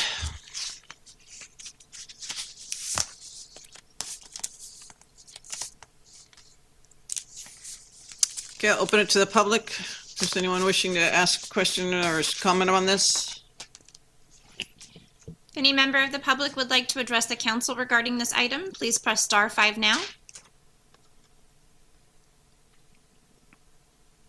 Thank you, Mayor. There are no comments. Mayor, if I may make one more comment, we were just informed on last Thursday or Friday, that the city of Turlock will receive $386,000 in CDBG COVID dollars. These are one-time dollars, and they are to provide different kinds of options relative to COVID prevention or COVID pandemic recovery. And so we're soliciting sort of ideas relative to both economic development initiatives as well as perhaps some COVID prevention measures for some of our most vulnerable populations. So I'd be happy to entertain thoughts and strategies relative to how we might best use those funds. I would just say that as we push towards helping out businesses, let's make sure that it's inclusivity, that it can't be just for some. If it's going to be not anybody that has a larger amount or a lesser amount of employees, or and we have to make sure that we're across the board taking care of it. So if we've got to make sure that we're looking at every aspect, because I don't want anyone to come back and say, well, you didn't look at us, you didn't give us that chance. Yeah, I just had a quick question on that. Now, that $300,000, would it, any of that is that separate from the $500,000 that we just applied for COVID-related expenses? I mean, can we apply any of that to reimburse the $500,000? No, I do not believe so. This is not the CDBG is community development block grants to put out into the community. It's not intended to cover city general government expenses, although there is an administrative allowance allowed as part of that to cover general admin, but these are dollars intended to be pushed out into the community. Does it cover a nonprofit? Yeah. Okay. Any other questions Yeah, for right now. Ms. Pitt? Yeah, right now I think we are a kind of nonprofit organization, aren't we? Yeah, we are. Okay, if not, then we'll move on to finance update, Mr. Cook. I have a quick comment, Mayor. For Sorry, Marin. Councilmember Larson. Go ahead. Thank you. I just wanted to keep it brief due to our, offered communication apparatus right now. But thank you so much, Marin, for the coordination with the immediacy of those dollars coming in through HUD and coordinating with our nonprofits, finding where that fits in, as well as keeping a pulse on our local economy. We're a service-based economy primarily in Turlock due to ag and production and things like that.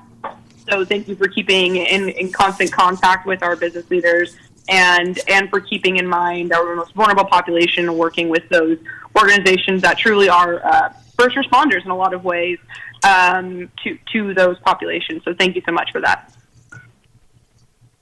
All right. Finance, Mr. Cook. Hey, good evening, Mayor, members of the council. I have on the line our finance director, Tina Envia, and in the room practicing social distancing is accountant Nadine Silva. So I will go through this for the public. If you get access to the council agenda, there's a 2-page summary report, which we try to put together monthly or at least quarterly for the council. And Tina and Nadine do an excellent job of distilling all our financial information to 2 pages summary, which I think is very useful for the public. So if you get a chance to see that, please take a look. This report goes through March 31st, which is through the third quarter of the year, about 75% of the way through the year, or 75% of the way through the year. And if we put this together a month ago, it'd look a lot different than it looks today. And obviously, with the coronavirus epidemic, we've had to change some assumptions and do some additional analysis. The challenge is a very, very fluid situation, changes by the day. Lots of consultants, prognosticators, and people crunching numbers, trying to estimate the impact. But I'll go over where we are right now, where we think we're going, and also our strategies on a go-forward basis. So we project for the middle of March to the end of the year, so it's 3.5 months, a revenue decline of about $900,000.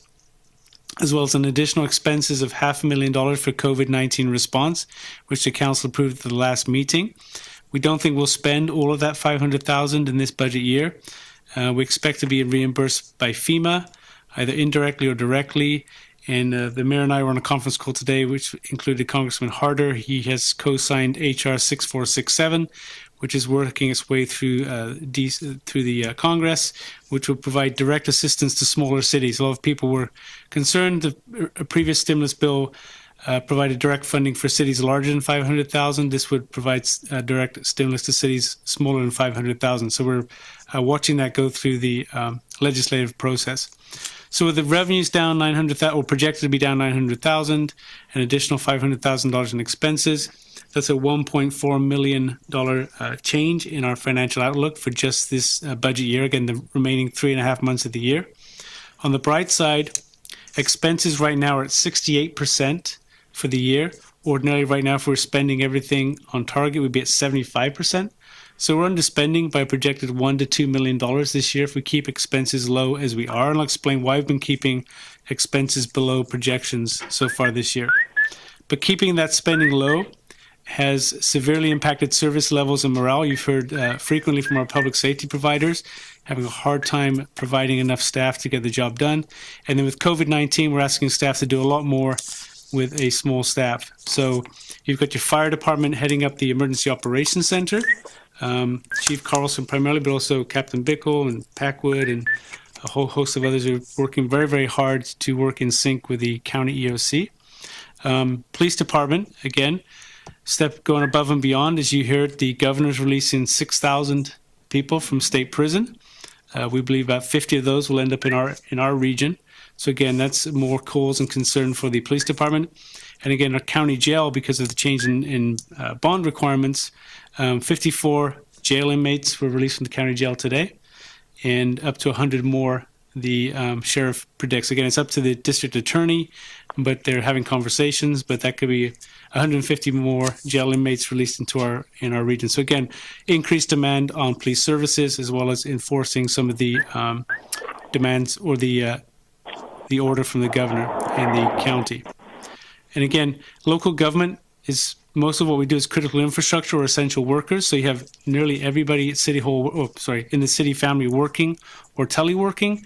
So, which is good for us, because obviously being laid off is the worst case, and that's difficult for our friends and family in the region or in the city. But most city workers are coming to work and dealing with a lot of stress, being out there and dealing with the public, dealing with each other during a pandemic. So my hat's off to our city staff. And then we've also, as I mentioned, we have activated our Emergency Operations Center. We have 30 staff assigned to the EOC, and not there full-time, obviously, but that's 10% of your city staff are involved, at least directly, in our COVID-19 response, as well as their co-workers too. So that's taking a toll on staff time and resources. So how have we kept expenses low? We have a trend going. It's been going for 6 to 8 months now.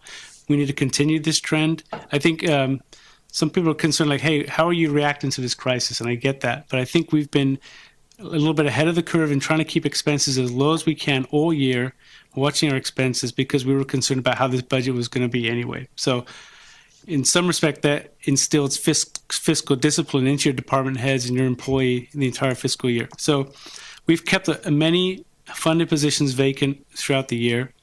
We've also laid off a number of part-time employees, primarily in recreation and the after-school programs, because obviously they're not functional anymore. So just to give you an idea of the vacant positions at the city right now, in this current budget, we have 347 budgeted positions. Initially, that was 360, but 13 general fund positions were defunded as part of this current year's budget. So 347. Right now, we have 303 positions filled.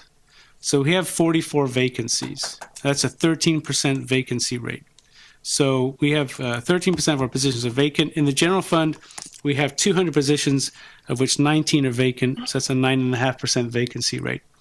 So again, when people say, hey, you need to lay off 5% of the staff, we're already working without 9.5% of the staff. That's kept our expenses down and prepared us unwittingly, and I'll admit, we've been lucky for this crisis, but we were also concerned about the budget anyway. So my hat's off to my fellow directors for watching their expenses under difficult circumstances. We've also implemented a hiring freeze. We're not adding in employees now, with the caveat of police officers and emergency dispatchers. Those are the only positions in the general fund we continue to recruit for at this time. So on a go-forward basis, so that's the current fiscal year. Next year, we know for sure there's a reduction in revenue. The question is how much and for how long. Is it a V-shaped recovery, a U-shaped recovery, a bathtub recovery? I've heard everything, and every day it's something different. We watch it, and we have a host of staff and consultants and do everything we can to see what the projections look like. The issue is how long will this last and what will the recovery look like? And so all our estimates are based on the best available data. The best available data change all the time, as you know. And as Mayor mentioned, on the bright side, our top 25 cell sex generators, most of them are still open. And while they're not operating at full speed or full scale, that is heartening, because we're not one of those communities that say, if you relied on most of your revenue from a shopping mall and the shopping mall was closed, you'd be in significant hurt right now. So a lot of the fiscal impact depends on the type of tax generators you have in your community, the mixture of businesses, and that oftentimes impacts how you weather these recessions. So I just want to warn the council and the public, when you see nationwide revenues could be down 20%, there's also can be a regional variability in that, depending on the mixture of businesses you have in your community. Let me see here. We know one of the other big issues we know for us is transient occupancy tax will be down. So the hotels, travel business is down, so that's a concern too. We know we'll have increased costs next year.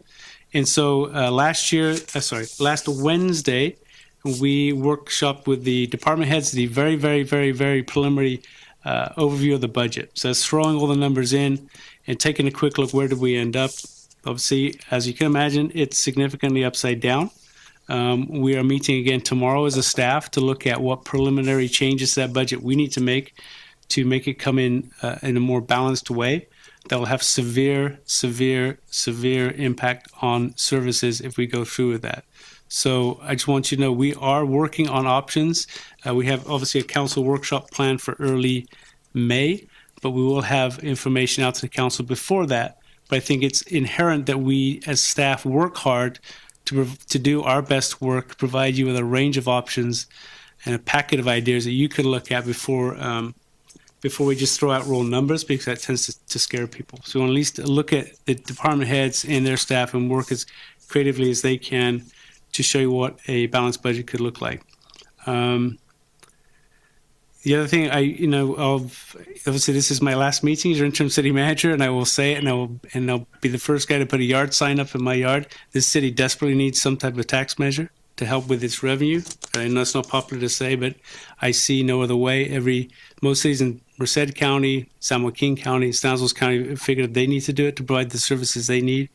And I think that's something you need to do, but we can't budget as if that's on the ballot, as if that's going to pass. Okay, so I think that's as we go through that process, we'll be able to show the community, this is what your community looks like without additional revenue. This is what your community looks like with additional revenue. This is what you could lose, and it could be severe. So again, it's very early days, and again, I don't want to scare too many people. The piece of glass is not broken in front of the panic alarm yet, but it is a concern. We're going to work very, very hard, and working hard with a good handoff to your your new city manager, Mr. Wells, who has very well experienced in this type of budget difficulties, will help us put a budget together for next year with the council community's input that will make sense with the current fiscal climate we're in. So that, with my doom and gloom last report to you, I'll be happy to answer any questions. Again, great report put together by a finance staff, and it'll be available online. Take a look at that and be engaged. Are you expecting that the state will push back the date that our budgets are due, if they're probably not going to be on time either? I haven't heard that one yet. I mean, we're 2 to 3 weeks behind where we would like to be, but I don't know if the state will do that. I think typically what cities will do is adopt some type of resolution of I can't think of it, continuing necessity, whatever it is. The continuing resolution of necessity. There you go. Got 3 words in the wrong order. But we would basically stay with this year's budget and keep working on it. In fact, I polled the city managers in the county today, like, how are you with your budget process? I feel we're like a little bit ahead of some of the other cities in the region, quite frankly. And some were even talking about just adopting this year's budget in July, and then in September, with a plan to come back in September when the revenue picture was clearer, to adopt the real budget. So just adopt the status quo budget, because so much is up in the air right now. I don't necessarily know whether I think we should do that. Again, it won't be my decision, but that's how uncertain things are right now. Are there questions for Mr. Cook? Yes, Mayor, this is Gil. Just a couple of comments and a question. I want to appreciate it that finance is done. I know that's one of our departments is super understaffed.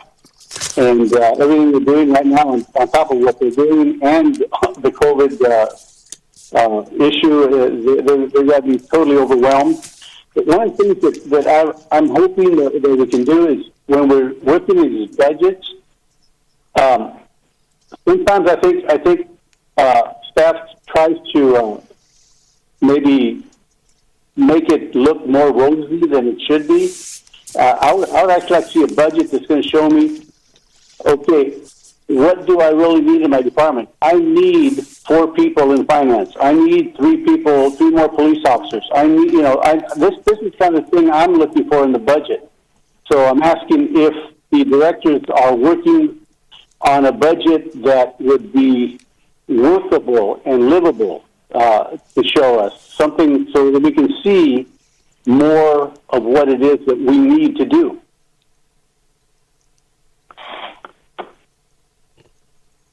I can appreciate that, but we just heard that Mr. Cook's got a hiring freeze, and my fear is that we have to anticipate the worst, and if we give them hope and say, tell us what you need to be even more successful, then we tell them, okay, we want less than that. That just seems a little harsh, but I'm sure Mr. Wells will figure out how that looks. Well, yeah, and I understand that, Bob, but I'm saying it's not fair to anybody either if we don't look at the real picture. What would it cost to be, who we're supposed to be?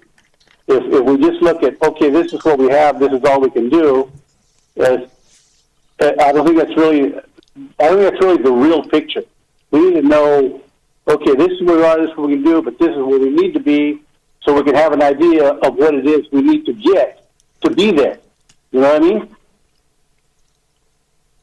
Okay, so you're referencing the whole tax ID and everything into that. I get you. I understand now. Are there any other? Thank you. Any other questions for Mr. Cook? Can I chime in? Absolutely. No, I agree with Gil. We still need to plan for the future, and I know we're having a crisis right now, but I think those two trains need to leave the track at the same station or, at the same time so that we can know what we're lacking in and clearly understanding our budget constraints right now, but to have a strategic plan for each department. And I don't know if that's what Gil was thinking about, but I would kind of like to see both. Yeah. Okay. I have something to add too, Mayor. Go ahead. To continue with the ideas of having just a point of reference. I think that's what we're looking at. We've been dealing with significantly cut budgets and not filled departments for more than 2 years, more of the majority of the term of this council right now. So instead of the road is going to get worse before it gets better, and for a lot of things we're dealing with right now. But to provide us with the context of a reference point of where would a department of our size, with the size of our population, kind of understanding that where we should be. I think not to, I hear your point, Mayor, not to get anybody's hopes up that that's what the recommendation is, but it would be, I think, helpful for us as council members to understand where we should be in our capacities, and not to say that there would be any realistic assumption that we would award those scenarios provided at all, but just so we can have a point of reference to know where we should and could be in the next few years, I think would be helpful for us. Nice. Yeah, just, I guess we're talking to Toby here and hoping he's going to listen back on this meeting and hear that the council is very eager for him to hit the ground running. We've got to figure out long-term financial sustainability for the city as soon as possible. So we're not ignoring the message of the community and Terry and others that are saying we can't let this pandemic derail the conversation. We have to make some very important decisions in the near future, and it's important that we have those discussions imminently. Okay, I'll open it to the public this time. Clerk? If any member of the public would like to address the council on this item, please press *5 now. Mayor, I have one member of the public, Mr. Red. Mr. Red, you're on the line. Yes, thank you. First and foremost, thank you, Mr. Cook, for everything you've done in the interim. Wish you well in your retirement onto your new job. My question is more so for the council. What plan? I hear you guys saying we need to have a plan. We need to have a plan. I heard Mr. Cook say a couple of times that we're asking department heads to be more creative with their budgets, and I think we've done that a couple of years now. We've cut the meat, we've cut the fat, you're down to the bone. So my question to the council is, what's the next step? Because 3 months when the budget's due, if you will, and it looks like, looking at Mr. Cook's attachment here, $1.4 million, we're in the hole. We were already told that we couldn't sustain where we were at. What's the next step? I mean, are we talking about losing more programs? I mean, we shuttered a fire station. We took away a lot of external programs such as Blue Santa and the Citizens Academy and things like that. Well, what more is it that the council is wanting us to give up?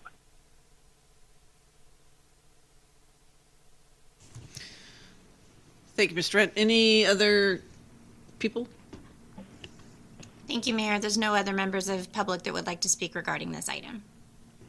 And for the answer would be that we're going to have to get together and work within the confines of a new city manager and the reality of what we do have at this point to put that into words to tell you what that looks like. So we'll get back to you on that one. Let me see. City Attorney. Mayor and council, can you hear me? Yes. Yes. Okay. So let me go ahead and, Mayor, you had requested some time ago that we go through kind of like the city attorney's budget and give kind of an update, so I wanted to do that. A few caveats to that is we're only going to be able to look through time that was entered into the system through February 29th, 2020, so 8 months out of 12 months of the year.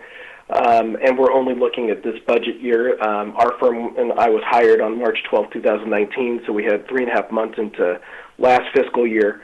But this is just going to kind of go over this budget year, so I'll kind of continue with those little caveats.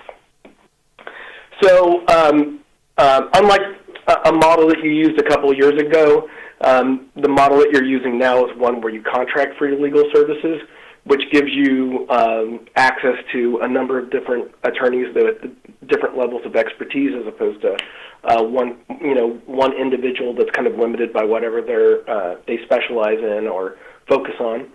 If somebody was to pick up our bills, they would see that they're effectively broken up into 3 different categories. The first category is general counsel, which is kind of day-to-day operations. These would be bills for attending a city council meeting, reviewing or working on the agenda. It would be time that you would bill for putting together agenda items, unless they fall within one of the other categories.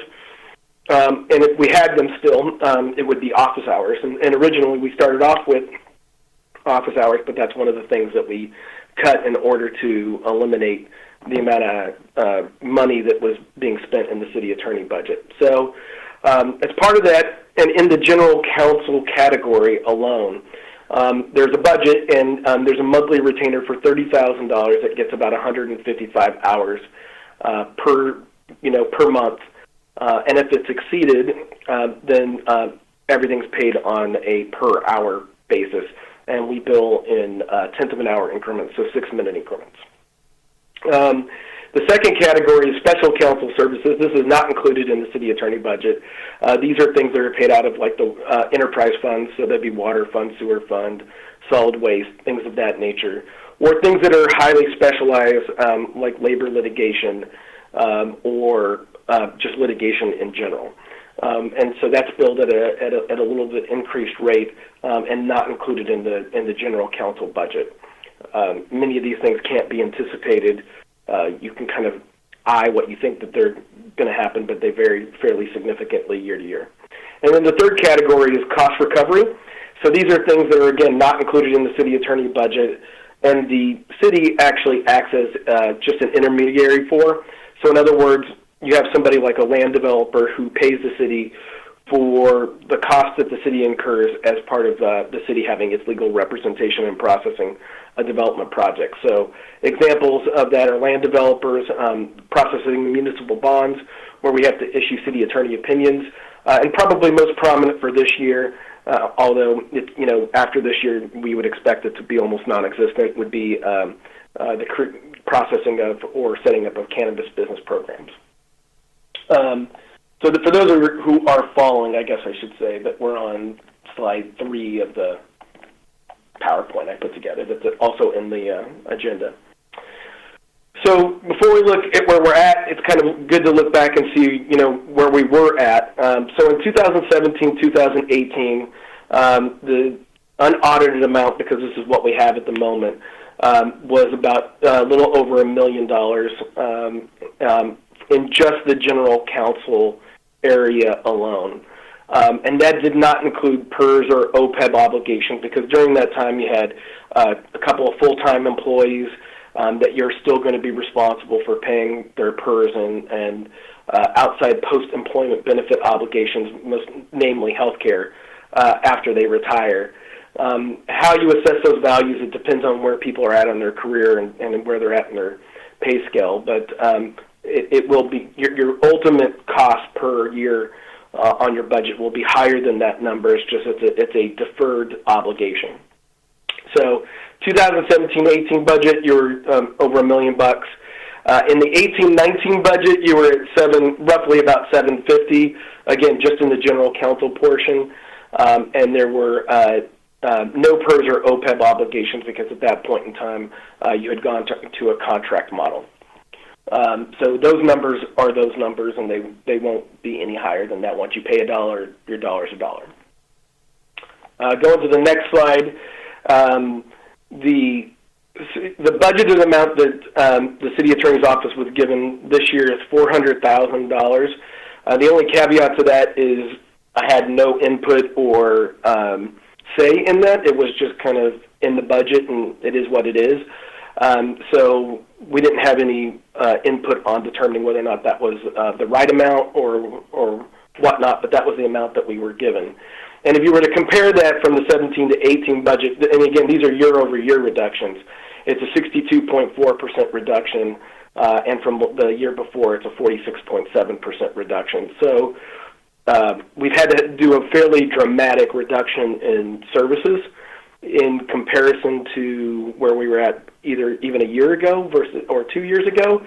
And we'll get into why it's going to be hard to cut much further.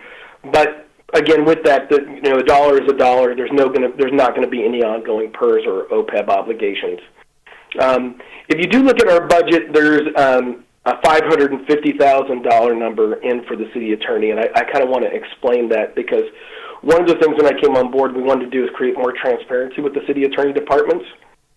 So as an example, you might have some attorney fees that are over in HR or over in other departments, and it doesn't give you an accurate depiction just when you look at the city attorney budget. And there was also nothing budgeted for unexpected costs of like funding statutorily required investigations or litigation or administrative investigations. Now, much of these funds that are in there, so I should say, so what we did in part, and we're not perfect yet, but in order to be more transparent, we established a $100,000 investigation litigation fund, kind of taking that from one account and putting that over. And that's funds that will generally roll over to the next year if they're not used. And if I'm correct, I don't remember this year that we've used that much of it. I mean, we may be in the $4,000 or $5,000 range. I don't think in that fund we've used very much of it this year. So most of that would be expected to roll over to next year. And then we've also established a $25,000 administrative investigation funds. Again, this doesn't go to our firm. It goes to an outside administrative investigator. And that's a fund that we actually have used the entire amount of. It actually became deficient and has since subsequently added to that budget. Again, these are things that we have to do, that we're required to do by law, and so we've supplemented to that. But those are not funds that are necessarily being paid to our firm, but they're within our budget. And then there's about $25,000 to pay for contractual obligations. When we haven't had an in-house city attorney employee for a little bit of time now, but there was Westlaw contracts and all kinds of books and legal services and copier contracts that were still on the books. And to the extent that it was cost effective, we've tried to terminate those contracts and get rid of them and pay for them so that we can in those obligations and not have that being a continuing deal. The other thing that we've tried to do is, I mean, most people don't realize that, but even though you contract, the city attorney is still allocated 2 offices within City Hall, and so the city attorney is responsible for paying within their budget the cost for their share of those 2 offices, as well as utilities and things of that nature. So that's where the other $25,000 comes in.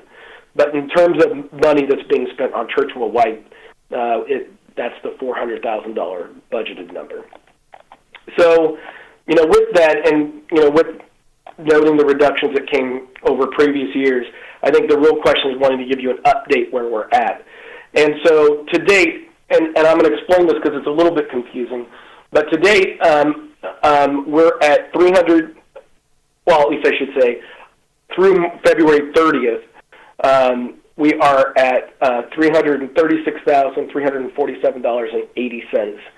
Now, that's mostly a worst-case scenario because there are many things within the city that we'll bill, and I'll use an example of something that we may bill as a public works contract review that actually can be allocated either to a development project or potentially to a water or sewer fund, and it becomes an obligation of an enterprise account or an account other than the general fund. And so the amount that we bill, the raw amount that we bill, this 336 amount is pretty much a worst case scenario. It will be better than this in total. But because of COVID and because of the stress that's kind of all on the city and the need to kind of get this review done, it was easy for me to be able to formulate the numbers as we submit them to the city, as opposed to using how the city has actually been able to allocate that. Because again, everybody at the city's resources are being completely tapped. Everybody's working overtime right now just to be able to keep business as usual with all the demands that are on them. I should note that this amount is what's being used to budget for the city attorney, and I'll get to it later, but I would project that we will be over the budget a little bit, and then the question just from council is just how much you want us to go over, because we could scale back, but there's some real challenges and trade-offs to being able to scale back further. But generally, I'm very happy with where we're at, 336, 347. In the context of the year that we've had and some of the changes and attention that we've had to focus on something is a pretty good number. And again, it lists by the matter and how we bill it in the PowerPoint presentation exactly how that money is being spent. If you get down to the city attorney budget update as it relates to special counsel services, again, these are things that are being paid from other accounts. The one caveat I'll give here is that code enforcement, this is one of your code deficiencies. It doesn't have a provision for collection of attorney's fees. Almost every other city I have, we have a provision where you can recoup the cost of attorney's fees. And so this is an area that we anticipate updating before the end of the fiscal year, and needs to be updated before then, so that approximately the $20,000 worth of code enforcement cases or that we've been involved in could be potentially recovered. And I say potentially because when you do code enforcement, until you get to the point where you're going to place a lien on the property, your front end stuff, the basically informing people, hey, you have to take corrective action, and if you don't, then we're going to have to step in and you'll be responsible for it. But that often is not recoverable by cities. So the code enforcement will always be some number probably for the city, but particularly when you start listing specific addresses, those addresses should be recoverable as liens against the property that are paid back when the property sells. It's not when the folks pay property taxes on it. And then the last one is the cost recovery items. Typically, for most cities, the cost recovery component is paid for by land developers. That's the primary one. Because of kind of the very vigorous cannabis program that went through this year, most of the money that has been paid through this year comes through the cannabis processing portions. I think it's important to notice that cost recovery only involves money that the city wouldn't otherwise be entitled to. So this isn't money that the city, if you didn't spend it on legal fees, they wouldn't have collected. It still would. It's just the city largely acts as a pass-through for those things, and there's no general fund impact on it. Again, it's mostly them just paying for the city's representation during the process. So that one came in at $390. I should have said special counsel came in at just short of $100,000, and then cost recovery came in at $319,690. So with that, and if I was to kind of project going forward, I think we'll likely exceed, with a caveat that I'll give you in a second, the budget estimate in the range of $50,000 to $100,000. I think it's possible to do a $400,000 budget, but it would essentially mean that the city wouldn't be able to receive any legal services for the last 3 months of the fiscal year, except for showing up at like meetings and doing really cursory reviews of the agenda. So I do think that we're going to probably wind up in the $50,000 to $100,000 range. And again, most of these things are triggered by things that are well within our control. So you might look at like HR and say, well, I think the budget for HR is too high. The problem is some of the stuff in HR is statutorily required, and it's attorneys that have to get involved in terms of allegations that are made and stuff like that. And unfortunately, because it's HR, those things can't even be revealed through Public Record Act requests to the public for the protection of the people who are involved. And so, but I will say that I think that is a normal budget for a jurisdiction that has 300 plus employees. So that's, I mean, you're a large city, not over 500 like, the federal government when they look at, stimulus money. But you're a large city, particularly for the region. It's the second largest city in Stanislaus County. And you're probably larger than your population holds because of the college and just the shopper and transient population that comes through to either go to college there or shop there.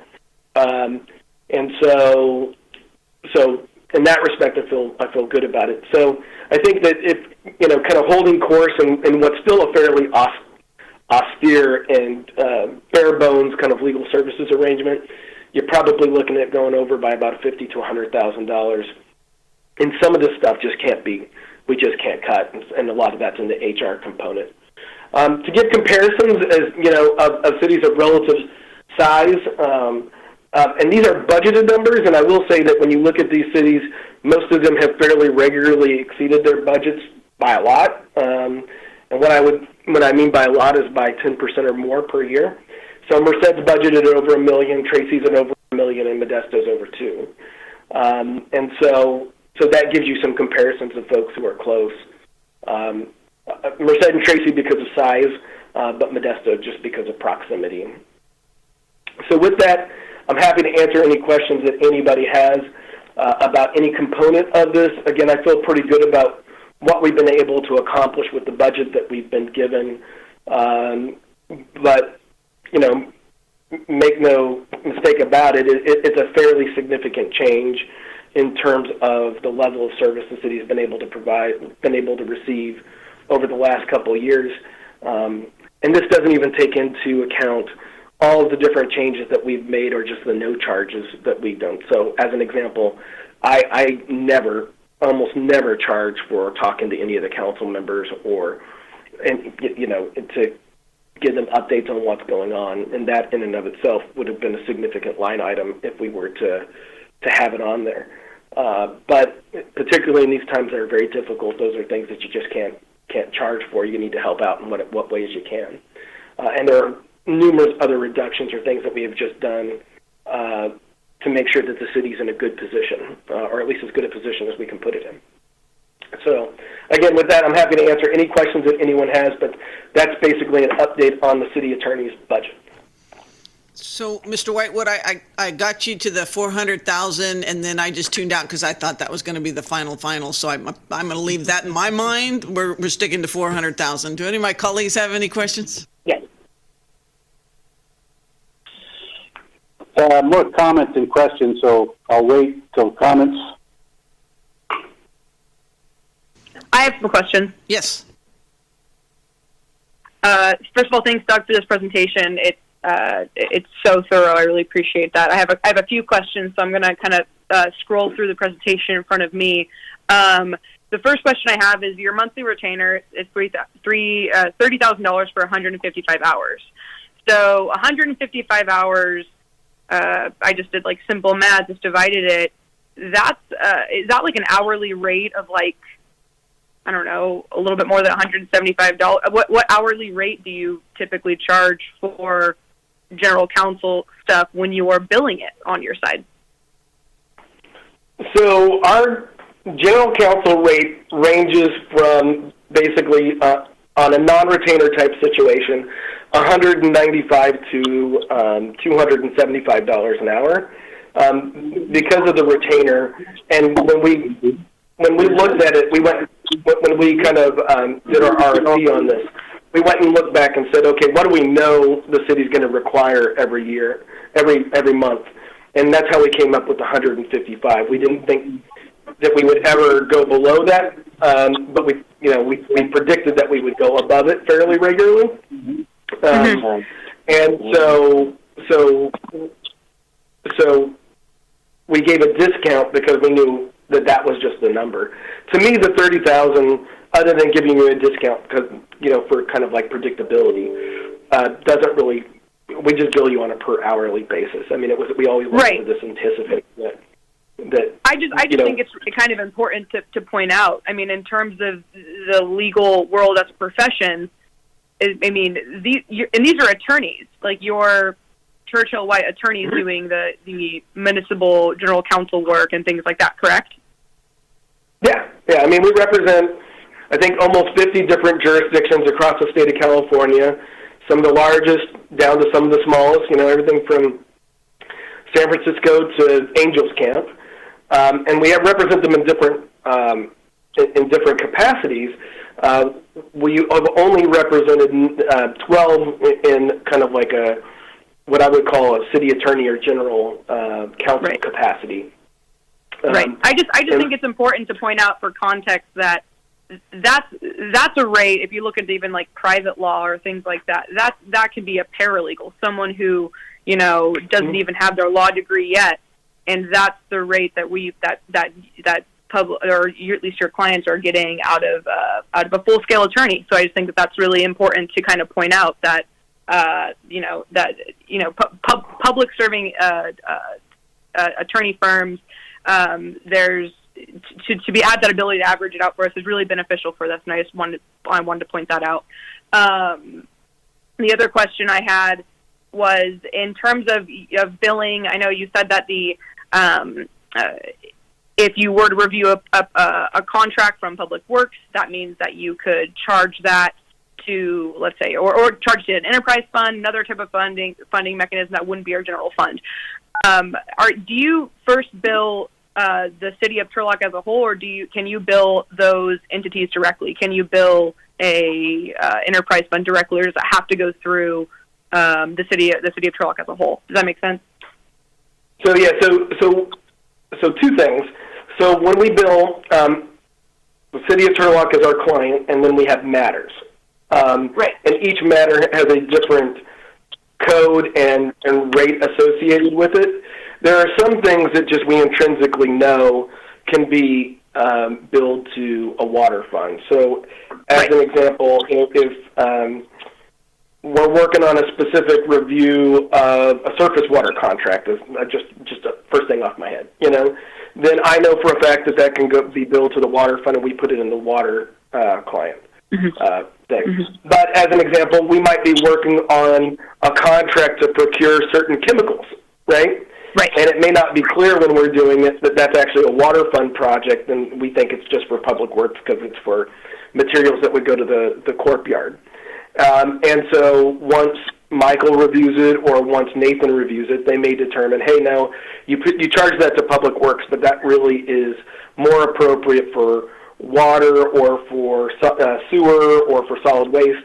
And then they'll make those adjustments on their end. I don't increase the rate once they make those adjustments. They just internally kind of do that. And just so you guys know, the city clerk handles all of the budget and processing. So it goes to the city clerk, then it goes to the department, and then back to the city clerk, and then to finance. So right, so I was process trying to it. establish. Right, I wanted to establish that there was no lag. You know, like we weren't paying for something Yeah. that could be, you know, retroactive. Like that it's billing directly. Okay, and It's last thing billed directly. It's billed directly. Right. And can I add just one other thing on the rate? So to put it in context, before I started my own firm, and when I was at Santa Monica, Greenberg Traurig in Santa Monica, my going rate was $450 an hour. So, I mean, I don't. That doesn't matter because that's not what I charged, and that's not what I offered to charge the city. But even from what I was making, you know, charging by the hour 15 years ago, it's a fairly significant difference. tremendously.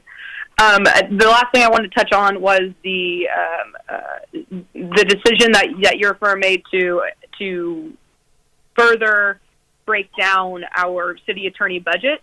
So in years prior, with the city of Turlock, was our city attorney budgets just a blanket lump sum? And have we seen that before, or is that just your firm's best practice to further break down city attorney budgets? So it's my practice and my belief that any time that you spend money on an attorney, that it should be within the city attorney budget, irrespective of whether it's my firm or another firm. And I'm consistent in every city that I work with about kind of having that belief, meaning that I think that I'm best positioned in the city to be able to know what's appropriate spending, to be able to review budgets and things of that nature. But I'll give you a great example. So the city uses, and I think he's done an incredibly effective job, and I would never want to change or advocate for changing that unless the person changed. But Kevin Dell does the city's labor negotiations, right? Mm-hmm. Kevin Dell does not work for our firm, is not affiliated in any way, and actually was doing labor negotiations for the city before, right? Kevin Dell's number is not reflected in the city attorney budget at the moment.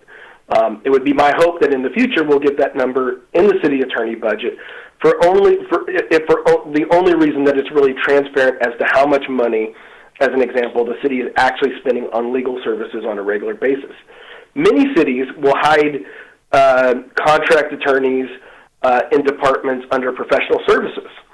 And I don't want that to ever happen. In other words, when you spend money on an attorney, I'd like it to be reflected in the city attorney budget, and ultimately, I feel like it's my responsibility to make sure we stay in that budget, or if we don't stay in that budget, be accountable as to why.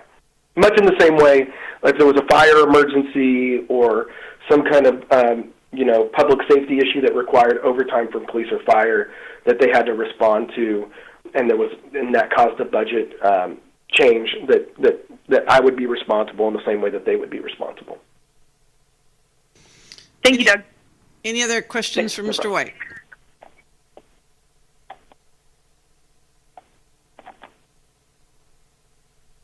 Okay, I'll open it to the public and clerk. If any member of the public would like to address the council on this item, please press *5 now.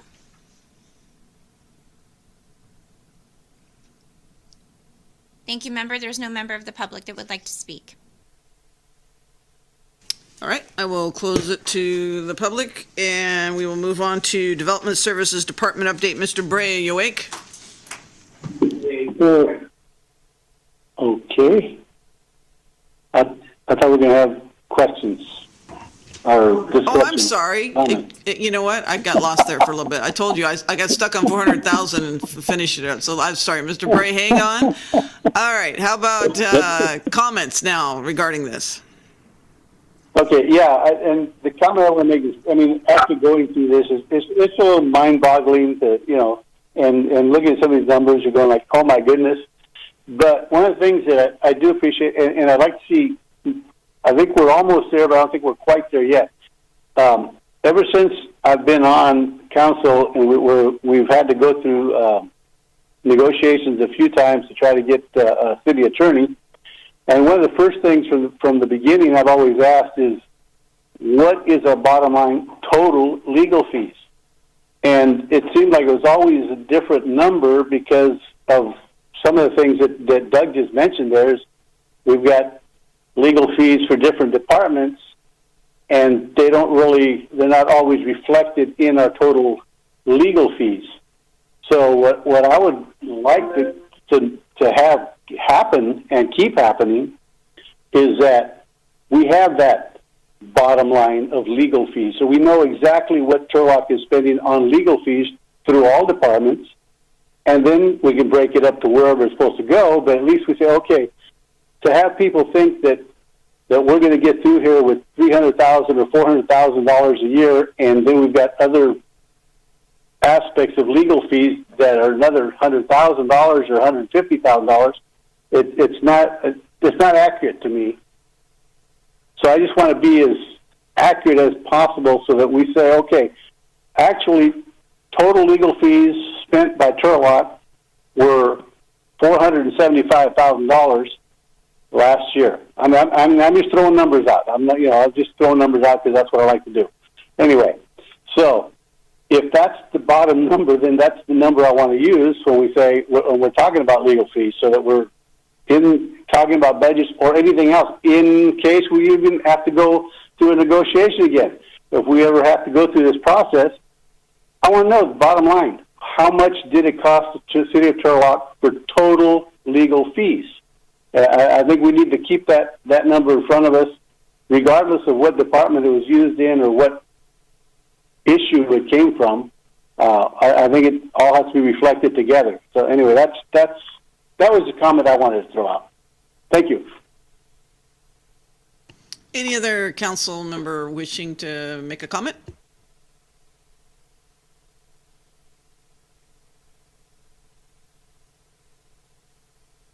Okay, Mr. Bray, your turn. Mayor Director Bray has provided a written staff update in the packet, so unless there are any questions or comments of the council, he has no additional information to add at this time. All right, were there any questions from my colleagues regarding this? No questions, but Amy, your mic just got tremendously quieter, and Jennifer's yours did too. I think I might be experiencing the problem Gil was having earlier. No, I can't hear either. All right, well, we're going to make Chief Carlson lay on top of this microphone so that he can give his speech now for the fire department COVID-19. Sounds a lot better now if you adjusted Amy's volume. Mayor and council, thank you. Council, can you hear me okay? Yes, perfect. Okay, great. So I'm going to give you a COVID update from, and my mind's kind of jumbling around right now, so I will go through it and then be happy to answer any questions at the end, obviously, if I miss something. So just a real quick background, March 17th, so almost a month ago, City Manager Cook issued the proclamation of the local emergency, and that was ratified by the council on the 24th. The day after the city manager issued it, we opened our Emergency Operations Center here in Turlock. And first to address, I've heard some concerns that by opening our EOC in conflict with the county EOC, we may be subject to not get some of the reimbursements back. So what I can tell you is we didn't open our EOC to supplant the county EOC. We opened it to support and assist with the operations of the county EOC and to ensure that Turlock is receiving our necessary supplies and services. And although we did this early on, we were the first one, most other cities now and other agencies have followed suit. They're following our lead, and this includes Modesto, Oakdale, Riverbank, Patterson, Stan State, MIDTID, all the hospitals. So all the EOCs and DOCs are now open because this is becoming obviously a pretty wide-spanning issue. So although we were first, we are not in contradiction with our county EOC. We support them, so we will be subject to all the reimbursements that we're entitled to. We've taken the following steps again to help encourage people to obey the stay-at-home order. We've, as you know, we've closed the city buildings to the public. We've closed the parks and playgrounds. We posted plenty of signs to educate and remind people, and that's what we want to do. As Chief Amafar said earlier, we don't want to get into enforcement. We don't want to write the admin sites, even though we can. We want to get compliance, and I can say we are getting really good compliance from the businesses, and once we educate them as to what and what is not permitted. And that's still obviously a little bit of a question. Councilmember Ariano, I heard you earlier. I'll have a list up tomorrow of what are essential services. I know that's always been a little bit of a confusion. I will have that out tomorrow, and it will be up on the city's COVID website for people to see. So finance, yeah, it's obviously a big component. On March 24th, the council appropriated $500,000 in support of the COVID-19 efforts here locally. This is what we have to date. To date, in total, we have encumbered $76,000, so not a huge portion for a month. It breaks down as follows: about $39,000 in overtime across various departments, $17,000 in supplies, and $20,000 in estimated legal fees. So with that, we've been very diligent in processing the paperwork for reimbursement for both our personnel hours and supplies. Mr. Cook said earlier, we've have about 10% of our workforce in some form working on the COVID project. Our finance section chief is very diligent in collecting all that paperwork, and as of yesterday, we've accumulated 2,847 hours dedicated to COVID-related items. So it is a mass effort. A lot of those hours were seen early on as we tried to catch up in our efforts. We are now, we seem to be keeping ahead of it now, and I think doing a pretty good job at it. So there are literally 27 pages of reimbursement material, different projects we can get for reimbursement. I know the big one everybody's talking about is the FEMA reimbursement that we normally get, and they're talking about their first analysis showing about 75% is what they will cover. There are some other ones up there, so we can hopefully make up the difference with those. But again, we're being very diligent with our paperwork and our hours, and it's something we're pretty used to because we've done it for so many years on our strike team assignments. So that's kind of the finance overview. Again, to protect the internal staff, the city staff, to keep them working and not contracting, because if we start getting people out specifically in public safety, it's going to really impact budgeting. We put up self-check stations at all the city buildings so people can do a wellness check before they come in, similar to how the fire department has been mandating people to do it. We've limited access to those buildings. We have procured and provided cloth face coverings to our employees to be used when they don't have the ability to socially distance. And I want to take a second on that again to educate people. The cloth face coverings are not meant to take the place of social distancing. Remember to keep doing that whenever possible, and wash your hands. Wash your hands and social distance. But the cloth face coverings, they are been provided. They are not something that is going to keep you from getting the coronavirus, but what it will do is help keep you from spreading it to someone else. So realistically, what it is, it's good manners right now out in the public. You know, it shows respect for the public, you know, that you're concerned that you're not going to spread it, because up to 25 to 50% of the people may have this and not know it because the symptoms are so light. So that's something else that we have made available and implemented to our staff. We've also worked on alternative work schedules to increase social distancing, people coming in at different hours, and refine the rules dealing with how employees congregate in meetings, or obviously like this one, or physical distancing. So externally, working with our partners, we work with our city partners every day. We assisted Manual Hospital in doubling their triage area. The police department continues to assist the school district with their student meals program. Like I said earlier, we've initiated a task force to deal with education for compliance with the businesses in town, because a lot of it is all just they're not quite understanding what they can and cannot do. So all of them are doing a very good job. We are handling, very fewer and fewer complaints every day, but we do look into them judiciously. Also, if you've been on our website, we've established just a Turlock COVID-19 website to keep the city informed. It has a lot of messages on there. a lot of links to necessary services to put people in contact with the right services, because the services are out there.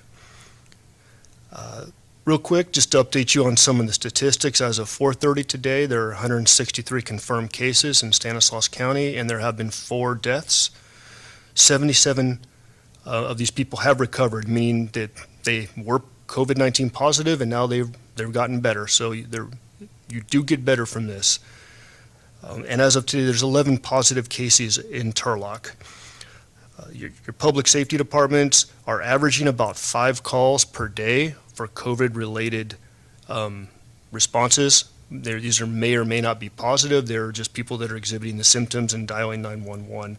Many are still self-reporting to the hospital or to their private practitioner. We've been working with Emmanuel on their surge plan. Cases are growing, but the initial modeling in Stanislaus County has been changed. We've flattened the curve, so it does show that social distancing is working, but the study's showing that we still haven't reached the apex, and then we're looking at least 2 to 3 weeks out before we see the apex of what we think will be in Stanislaus County. Just one last thing. So the Turlock Emergency Operations Plan that was adopted on March 24th, the proclamation of emergency, according to our Emergency Operations Plan, needs to be reviewed and affirmed every month until the emergency is terminated by council. So at your next council meeting, we'll agendize a review. So that's what I have for your COVID review. I'll be happy to answer any questions, but real quick, while I still got the floor, again, I want to thank Mr. Cook for everything he's done. He's been an absolute calming influence. His work with both the ESC and the city, he's a highly intelligent and dedicated person. And I'd personally, before I give up the mic, just want to thank you one more time, Mike. So with that, Council, Mayor, any questions? All right, we'll get to the nitty-gritty in our closed session, but are there any just general questions you have of the chief now? Yeah, just one quick question, or maybe 2. But anyway, I was going to say, we have a lot of information coming out, reports coming out multiple times per day, and and I know Michael's already gotten some of these requests, but is it possible to get more of these reports in Spanish?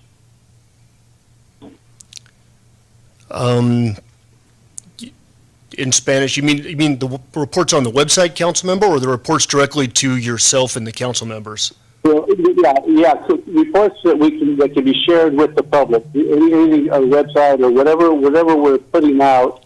Is there a way to share it in Spanish as well, so that I've got a district with a lot of Hispanic speakers, and their Spanish is much more. They can speak English, but they understand Spanish much better. Yeah, sure, Mr. Council Member. The county website that we direct you to is also available in Spanish, but I will tomorrow look at standing up some of the stuff we do have in Spanish, at least to get to the point to direct them to the right places, because you're right, that is a portion of the population that we may be missing. Great, thank you, appreciate that.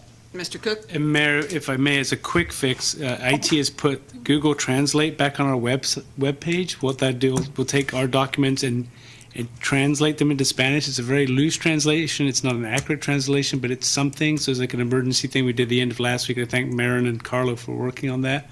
I haven't checked to see if it's up and running, but I know they were working on that. And you had 2 questions? That was 1? Yeah, well, actually, that was pretty much it. It was just combining. But yeah, I appreciate that from Michael and Chief Johnson. And have we let people know that the Google Translator is up and running so that they can access it? Yes, sir. Let me check that, council member, and we'll let you know. But that's something I know we were working towards. Okay, beautiful. Thank you. Thank you all. Can I ask a question? Yep. So I think I read on one of the county websites, or it might have been a newspaper article, that we were getting a D+ in social distancing. Do you think that's true? And what can we do to be better about it? Oh. Yeah, I did see that. I think it had to do with the mobility and where people tracking with their phones.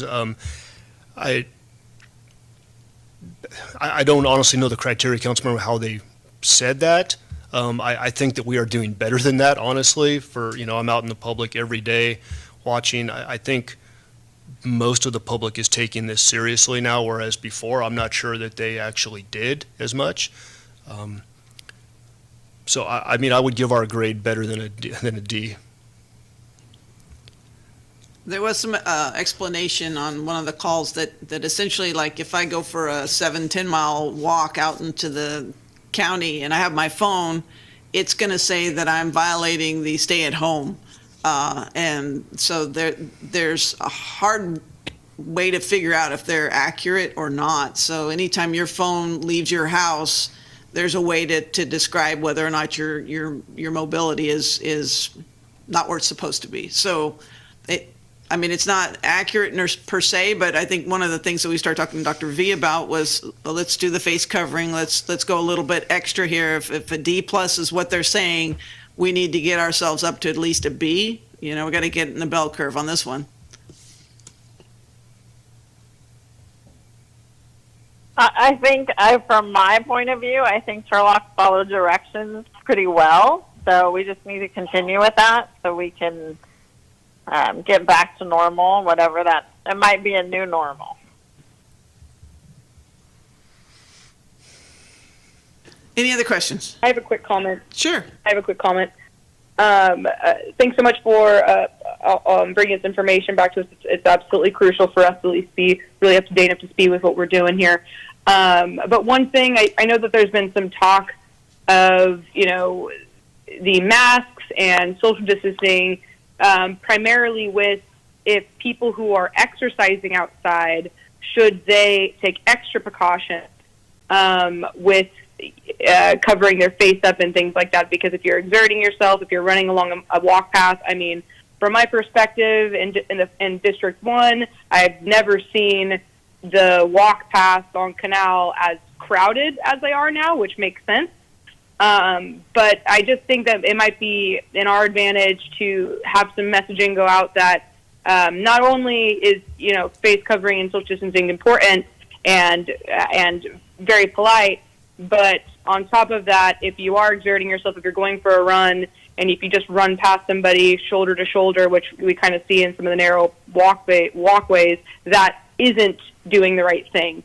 So I know that it's tough. People want to get out there. People want to exercise. People are really bored inside. I get that. But when you are exerting yourself and you are simply just, breathing harder and secreting more off of your body, we need to be a little bit more aware of that. And I just think that might just be an educational piece. I don't think anybody's doing it out of, malintention. But if we can kind of get some messages out there, I think that'd be probably to our advantage. Completely agree. Okay. I saw three young runners today, and they were running shoulder to shoulder, talking to each other, and right. you have sputum go out. It's just part of the thing, plus you're perspiring. It was ridiculous to me. So I think that we should be the leaders, showing everybody, if you're walking by yourself, have a mask. When you see somebody coming, put it on. If you just don't want to wear it at every second, but at least make sure that you're showing everybody that face covering is important. Absolutely. And one thing about this, that initially they thought that the virus could live outside of a host for 4 to 5 hours. Now I'm seeing research that it's up to a few days. So people that are running, they spit on the ground, something like that, on different surfaces, the virus can live for a long time. So you don't have to be present to transmit it. So like I said earlier, it's a cloth face covering. I mean, it's not going to protect you from getting it, but it's good manners to keep others from getting it. And we will step up our I guess propaganda is not the right word, but our messaging on that. Thank you. Well, I think one more comment just to add to that. There's trails on the east side, and there's trails on the west side, and there's trails on the north side and the south side. If you're on a trail, you probably should be wearing some sort of face covering. Yes. I agree. Going back to what the chief had said earlier about the fact that we have opened up our EOC, the disaster plan for the county actually indicates within that we each have one. So we're doing the right thing. We're following the lead of them and trying to make sure Turlock has its covering as well. And then we also were able to get our finance person on a webinar to get some additional reimbursement opportunities through the Fed. So we're doing everything we can to make sure that anything that we expend is going to be reimbursed, hopefully. Are there any other questions before I open it to the public, and then we'll take our intimate questions to the closed session? Okay, I will open it to the public. If any member of the public would like to address the council regarding this item, please press *5 now. Thank you, Mayor. There are no comments. All right, that leads to council items for future consideration.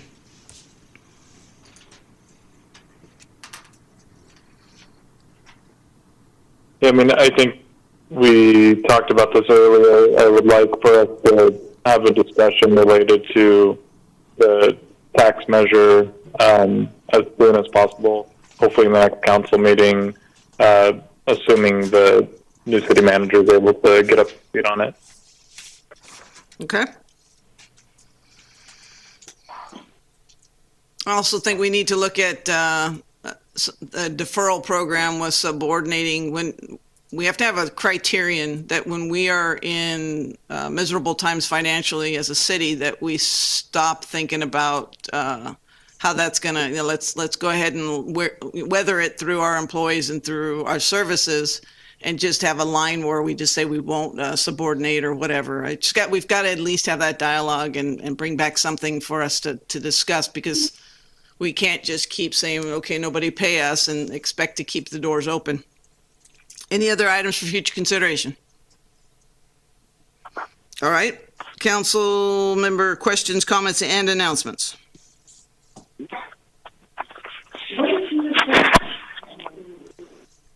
Can I comment? Sure. I just first wanted to thank Michael for all of his hard work and stepping in when we needed leadership and guidance. And I feel like we really have accomplished a lot under his, it hasn't even been that long, what, 4 months? Seems like a long time. So I just want to thank him and congratulate him on his new job, and I'm sure we'll be seeing a lot of him in the future, and just thank you from my camp. I also wanted to say that I am putting together a Zoom call hopefully next week with some city businesses, city leaders. I've helped about 15 people fill out all of their Payroll Protection Act forms online, and they're not easy. And if anybody needs help, I'm available to help them for small business. If you have any questions, you can email me. And I wanted to give a shout out to all the moms who've been homeschooling their kids for the last 3 weeks. We're still alive. So I look forward to seeing how we are going to accomplish our goals and get to the final mission. And thank you, Michael, for what you've done. Are we going in order, or are we just jumping in?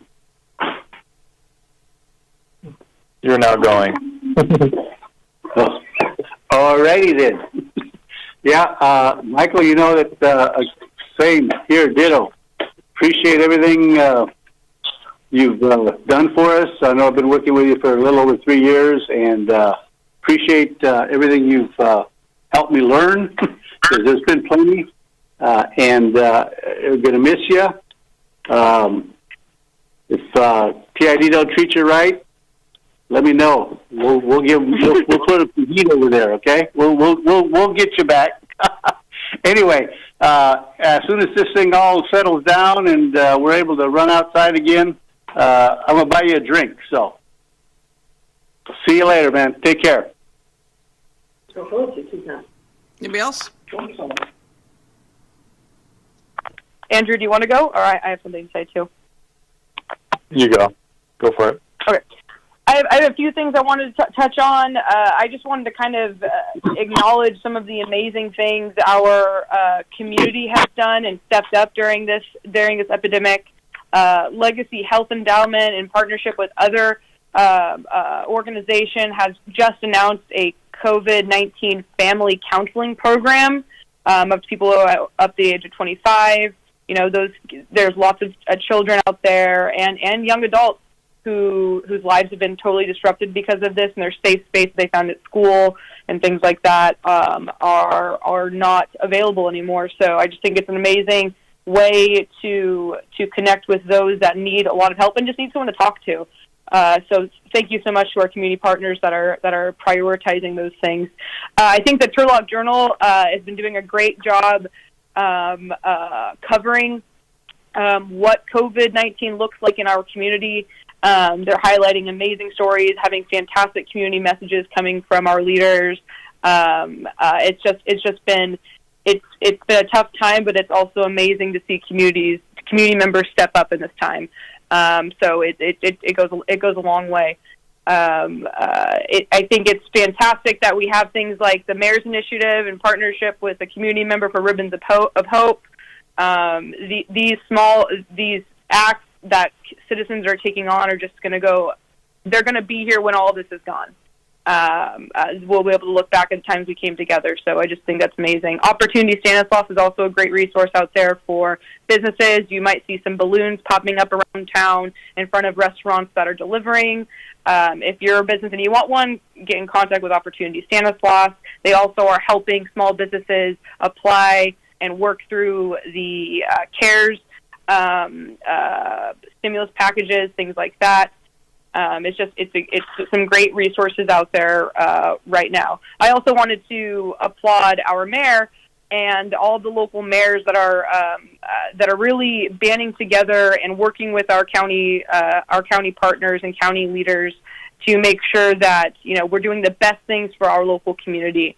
They've been aligned. They have been diligent working with each other, and I'm just so comforted and relieved that that's what our mayors are doing. And so I just want to say thank you, Mayor Bublak, for that, and to all the other mayors that are really the first line of contact when communicating with our county and our city administrators as well, of course. And to all of our city staff right now. I mean, this is tough. We need to be resilient right now, diligent, and we can see the beginning of a light at the end of all this. But we need to really keep going and keep working towards that. And our finances are one of those issues as well that we need to continue to keep focused on. And Michael, I mean, just to echo, obviously, the things that have already been said, thank you so much for stepping up. Thank you so much for all you've done for the city, not only being interim with us for this council, but before. I can totally and confidently say that even though every resident of Turlock right now probably can't list off every project you've been involved with and every decision you've made in this role, but I can guarantee you that every citizen of Turlock has felt a benefit from you working here at the city of Turlock, and I totally believe that. And we're so happy that and to have the time we are able to have with you. And good luck to whatever entity you'll be working for. You'll be a blessing there. So thanks so much, Michael, for stepping up, and we needed you too.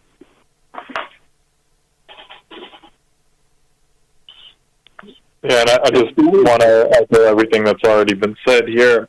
Michael, really appreciate what you've done.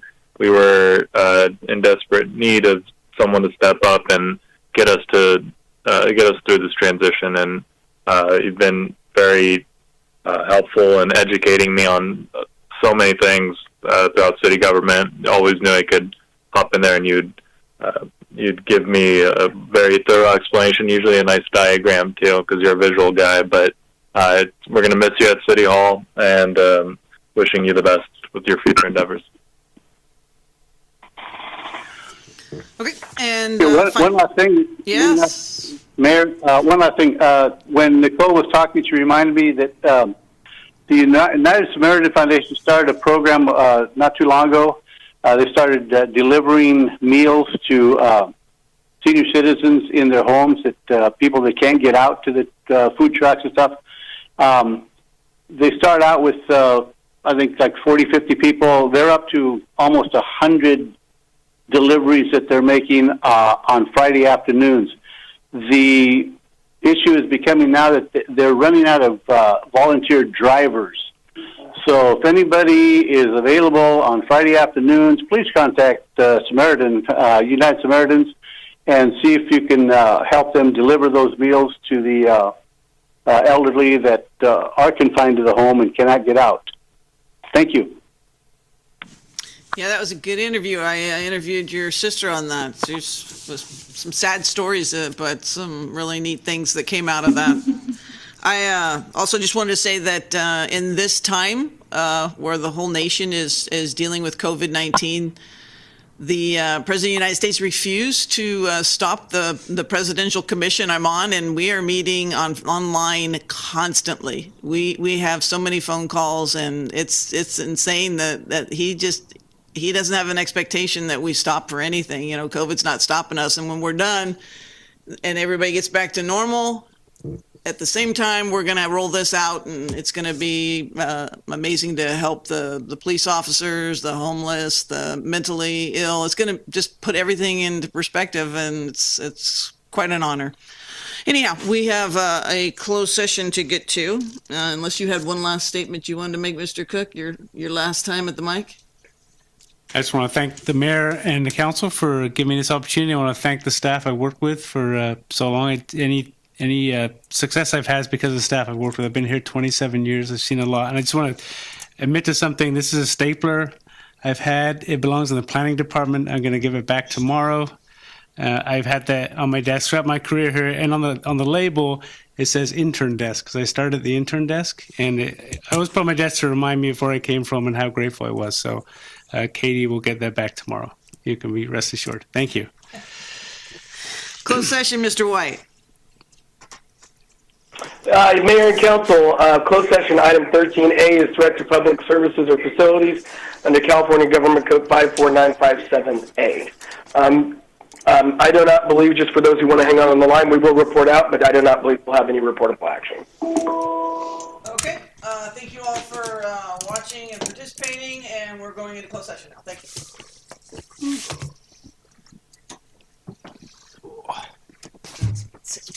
It's weird with just no crowd, huh? It's so hard to do this. I can do Line muted. a lot of conference calls now. It's exhausting. It's so hard. I had 7 1-hours today. 7 1-hour phone calls. Oh, stand up. You were right at that. I know you're like, what?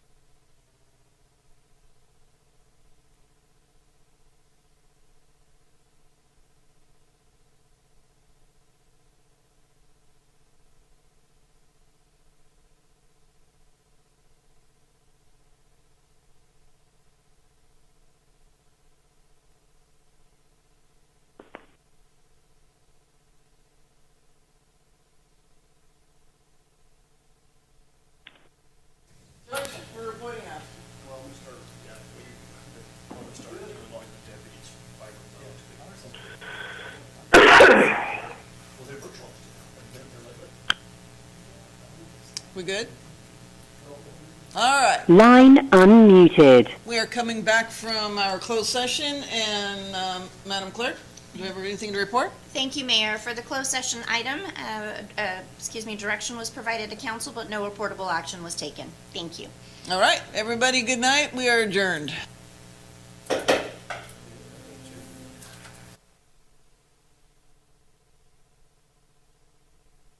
You are the last party in the conference. You are the last party in the conference. Line muted.